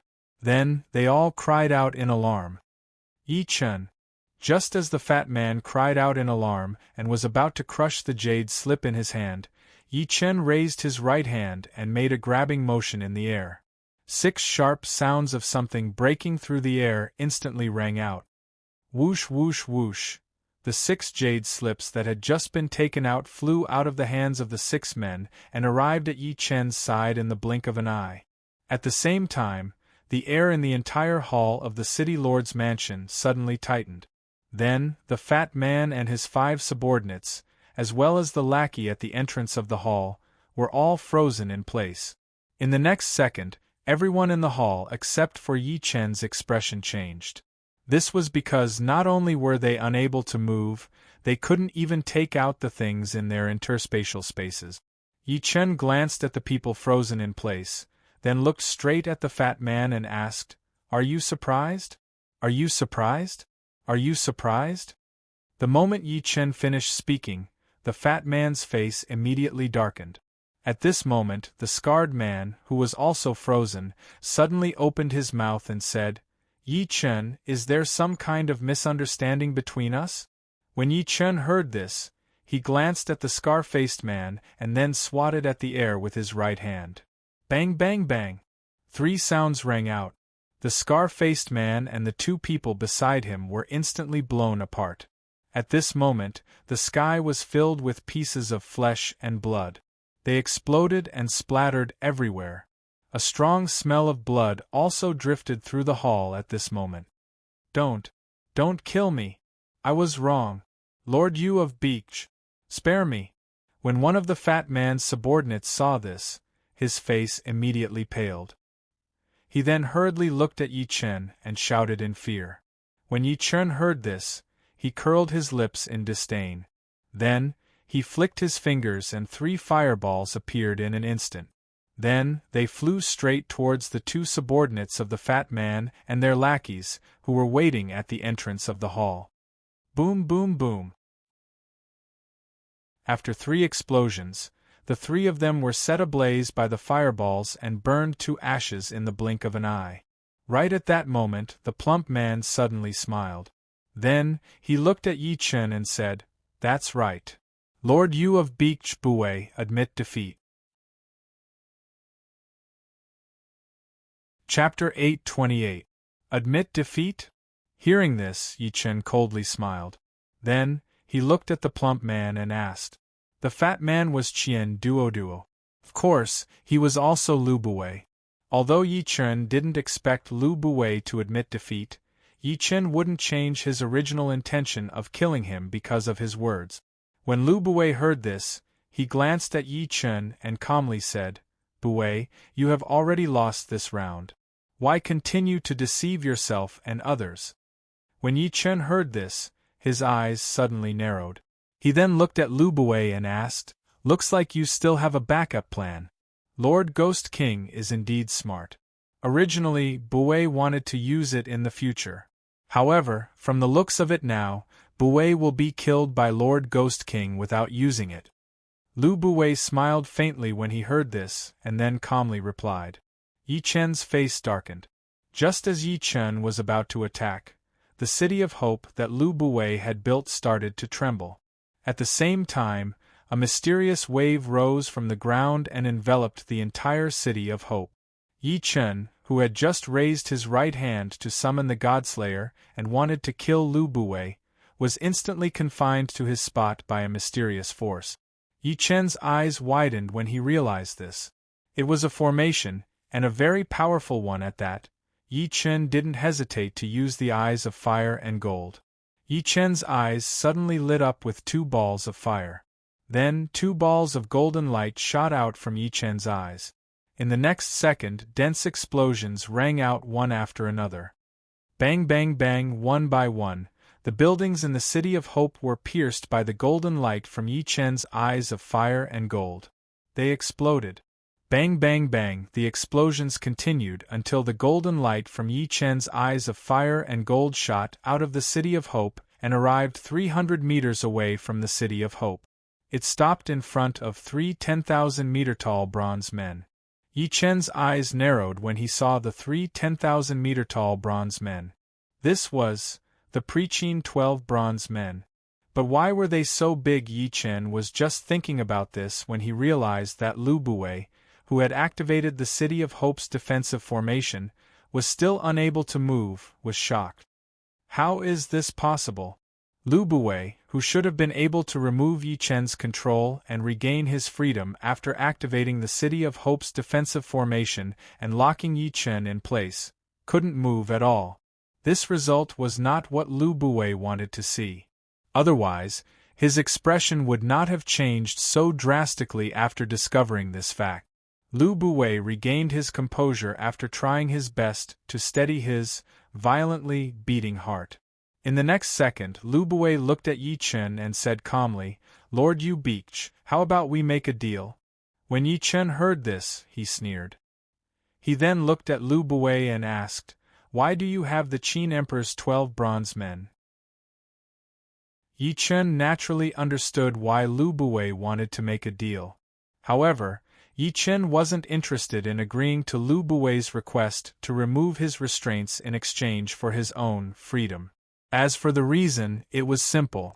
Yi Chen had the ability to break the City of Hope's defensive formation. As for why Yi Chen was so sure, it was because of the formation base of the City of Hope's defensive formation. At first glance it would make one confused, but in reality, it wasn't hard to understand. This was because the formation base of the City of Hope's defensive formation was 3 of the Preaching 12 bronze men that had suddenly appeared outside the City of Hope. Although Yi Chen didn't know why the Preaching 12 bronze men, which were originally only 30 feet tall, had become 10,000 meters tall, Yi Chen was very clear about one thing. The 10,000-meter tall bronze men were treasures. Moreover, they weren't low-grade treasures, but they weren't connate cardinal treasures. Therefore, if Yi Chen wanted to break the formation and remove the restraints on himself, he only needed to get rid of the formation base of the City of Hope's defensive formation. And to get rid of the 3 great bronze men, which were the formation base, was simply too easy for Yi Chen. He only needed to release the treasure fall coin to do it. It was also because of this that Yi Chen couldn't possibly agree to Lu Buwei's deal proposal. There was no need and he couldn't do that. This was because Yi Chen had come here to kill Lu Buwei. How could he give him a chance to live? As for Yi Chen, he didn't respond to Lu Buwei's question and directly asked about the preaching 12 bronze men, because Yi Chen was a little surprised. After all, Yi Chen hadn't thought that Lu Buwei's City of Hope would have 3 crazy versions of the preaching 12 bronze men. Moreover, 3 bronze men could create a very powerful formation. As for whether Lu Buwei would answer, Yi Chen didn't know. However, if he didn't ask, Yi Chen didn't know how long it would take to solve the doubts in his heart. "You Lord Beech's eyes are indeed extraordinary. You can even see the 12 bronze men." Lu Buwei's face darkened when he heard this, and he said coldly. When Yi Chen heard this, his eyes squinted as a cold glint flashed across them. A second later, Yi Chen willed a coin with wings to appear at Yi Chen's side. At this moment, Lu Buwei, who had been staring at Yi Chen all this time, paled. "How is this possible? Weren't you imprisoned? How can you summon a treasure?" After hearing Lu Buwei's panicked words, Yi Chen curled his lips in disdain and said, "That's right. Imprisoned? My body is indeed imprisoned by the formation. Unfortunately, you've miscalculated one thing."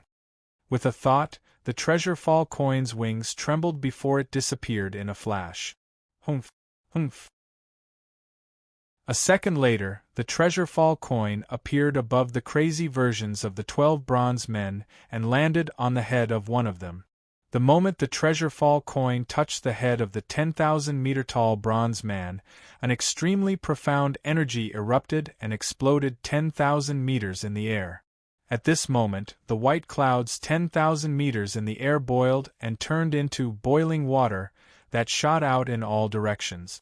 A second later, the treasure fall coin on top of the giant bronze man's head suddenly flapped its wings, and the 10,000-meter-tall bronze man rapidly shrank until it was only the size of a palm. The treasure fall coin carried it straight to Yi Chen. At the same time, Yi Chen, who had been imprisoned in place by the formation formed by the 3 bronze men, regained the ability to move. Although he was still a little stiff, Yi Chen could at least move. Sensing this, Yi Chen looked at Lu Buwei with malice in his eyes and then revealed an extremely evil smile. "Damn it! I never expected that these preaching 12 copper men would really be a little abnormal. If it wasn't for the primordial violet chi I obtained at Fox Branch Mountain that allowed my primordial spirit to strengthen by an entire 2 realms, I might really have fallen here this time. However, these 3 preaching 12 bronze men belong to me now." Chapter 829. Thinking of this, Yi Chen raised his eyebrows and grabbed the miniature bronze statue that the treasure fall coin had brought back. At this moment, the system notification suddenly sounded. Ding! Congratulations to player Yi Chen for obtaining the preaching 12 bronze statues X1. When the system notification ended, Yi Chen's lips curled up. The first one. Just as Yi Chen thought of this, he saw that Yi Chen could not only move, but also grab a bronze statue. Lu Buwei's face paled and he cried out in shock. "How is this possible? The preaching 12 bronze men were forged by the Qin Emperor by fusing the essence of copper from Mount Shoshan into them. How could you control them so easily?" When Yi Chen heard this, his eyes widened. "Holy shit! I was wondering why these bronze statues were so abnormal. So they were forged from the essence of Mount Shoshan bronze. Mount Shoshan bronze was an immortal level material. The Yellow Emperor had once used Mount Shoshan bronze to forge a cauldron. The essence of Mount Shoshan bronze was the origin of Mount Shoshan bronze. To be more precise, Mount Shoshan bronze was a product that was continuously derived from the essence of Mount Shoshan bronze over time. In terms of quality, the essence of Mount Shoshan bronze was a bona fide Xiantian material. Of course, in Yi Chen's previous life, he had only heard of the legend of the essence of Mount Shoshan bronze. He had never seen it with his own eyes. Otherwise, when Yi Chen saw the 3 10,000-meter-tall bronze statues outside the City of Hope, although he might not have been able to see their true nature, he would have been able to make a pretty good guess. Of course, this wasn't important. What was important was that an important part of the pre-Qin 12 bronze men was the essence of copper from the primordial copper mountain. To Yi Chen, this fact was no different from an extremely joyous matter. Because even if the quality of these pre-Qin 12 bronze statues was poor, they were still Xiantian spirit treasures. They could not be casually destroyed. This way, Yi Chen could use the innate spirit treasure 12 pre-Qin bronze men without worry. If the pre-Qin 12 bronze men were only fairy weapons, godly weapons, or acquired spiritual treasures, Yi Chen would still use them after he ascended to the untainted land, but he had to worry about their sturdiness. One should know that there were too many experts in the untainted world. It was too easy for them to destroy immortal weapons and divine weapons. Although acquired spiritual treasures were relatively stronger than immortal artifacts and divine artifacts by dozens or even hundreds of times, there were at least tens of thousands of experts who could destroy them. Yi Chen did not wish to see the pre-Qin 12 bronze men being destroyed by brute force after using them.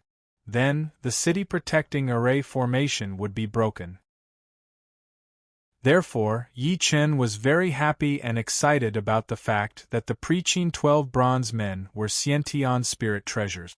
He was determined to get them. After all, Xiantian spirit treasures were not as sturdy as fairy weapons, godly weapons, or acquired spiritual treasures.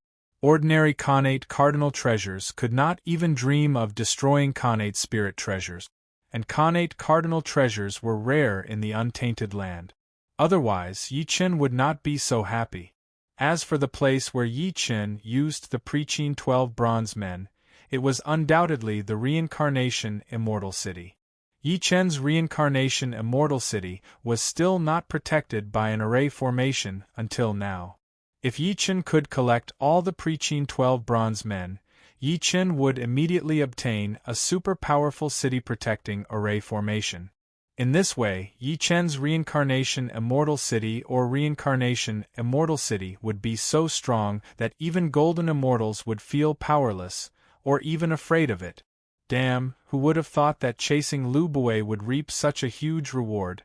Not bad, not bad, this offline trip was not in vain. But then again, the Qin first emperor was really miserable. He was so lucky to have created a Xiantian spirit treasure, but he could not use it. In the end, his country was destroyed and— Wait, that's not right. First mountain copper essence was AF** King Xiantian material. Not to mention when Qin Shi Huang was still alive, even if he hid in the underground palace mystic realm and used a secret technique to become a zombie, his cultivation realm would still be greatly improved. He still wouldn't be able to use the first mountain copper essence as a material to refine the 12 pre-Qin bronze men. It was no wonder that Yi Chen was so suspicious. After all, first mountain copper essence was not some ordinary copper or iron, but a proper Xiantian material. Even golden immortals would not be able to use first mountain copper essence to forge weapons, armor, or anything else, let alone sky immortals. This was because not many people were able to melt the essence of the first mountain copper. Otherwise, why would the Yellow Emperor in the legends not use Shoshan copper to cast his cauldron, but use ordinary Shoshan copper? It was because even the Yellow Emperor was helpless against first mountain copper essence. Thinking of this, Yi Chen's eyes widened. Damn, how could Ing Zheng be so lucky? He actually got a flame that could melt first mountain copper essence? No, if Ing Zheng had gotten his hands on this flame, He would have used it on me when we were in the secret realm in the underground palace. Yi Chen immediately frowned when he thought of this. Damn, Yingjing unified the world and hid the secret underground palace before the game started. As for the specific process, I really can't figure it out. However, he should have used some kind of flame that could refine the essence of copper from Mount Shoshan. Thinking of this, Yi Chen looked straight at Lu Buwei and asked, "How did Yingjing get first mountain copper essence, and where did he forge the Preaching 12 bronze men?" Hearing up to this point, Lu Buwei took a glance at Yi Chen and said, "It's merely an opportunity that descended from the heavens. As for where it is, I'm afraid that Lord Ghost King can only go and ask Emperor Qin. That's because all those who knew about it were killed by him." Yi Chen's eyes narrowed at this, and a cold glint flashed across them. In the next second, Yi Chen asked in a deep voice, "Where are the other 7 Preaching 12 bronze men?" Yi Chen had already confirmed that the Preaching 12 bronze men were Xiantian spirit treasures. In addition, they could create a super-powerful formation when combined. Yi Chen could not let go of the other 9 bronze men. Yi Chen only asked about 7 because the other 2 were in the secret vault of the Luoyang Imperial Palace in the game world. Yi Chen did not continue asking Lu Buwei about the location where the Qin Emperor forged the Preaching 12 bronze men because Yi Chen had already guessed the process of the Qin Emperor forging the crazy version of the Preaching 12 bronze men. He had also determined the location where the Qin Emperor forged the Preaching 12 bronze men. To be more precise, during the period before the game was launched, which was the novice area of the Preaching game world, Qin Emperor Yingjing found some kind of powerful flame that fell from the sky. He also obtained the copper essence of the first mountain copper that turned into a meteor and fell to the mortal world. Then, the Qin Emperor Yingjing used these 2 to forge the Preaching 12 bronze men. Although Lu Buwei did not say this explicitly, Lu Buwei did say that it was an opportunity from the heavens. In addition, the beginner's area of the game world was the mortal world. It would not produce extraordinary treasures on its own. It was not difficult to make such a judgment. As for the location where the Preaching 12 bronze men were forged, Lu Buwei might not know, but Yi Chen knew very well. The so-called forging location was in the beginner's area of the 3 kingdoms, under the strongest volcano. This was because the flame that could forge the first mountain copper essence was 100% one of the primordial 10 great flames. And in a place with one of the primordial 10 great flames, there would definitely be an everlasting volcano. With this information, Yi Chen did not need to continue asking Lu Buwei. You're tuning in to the Phoenix Knights YouTube channel. Don't forget to subscribe and join us on this journey to catch the most captivating stories.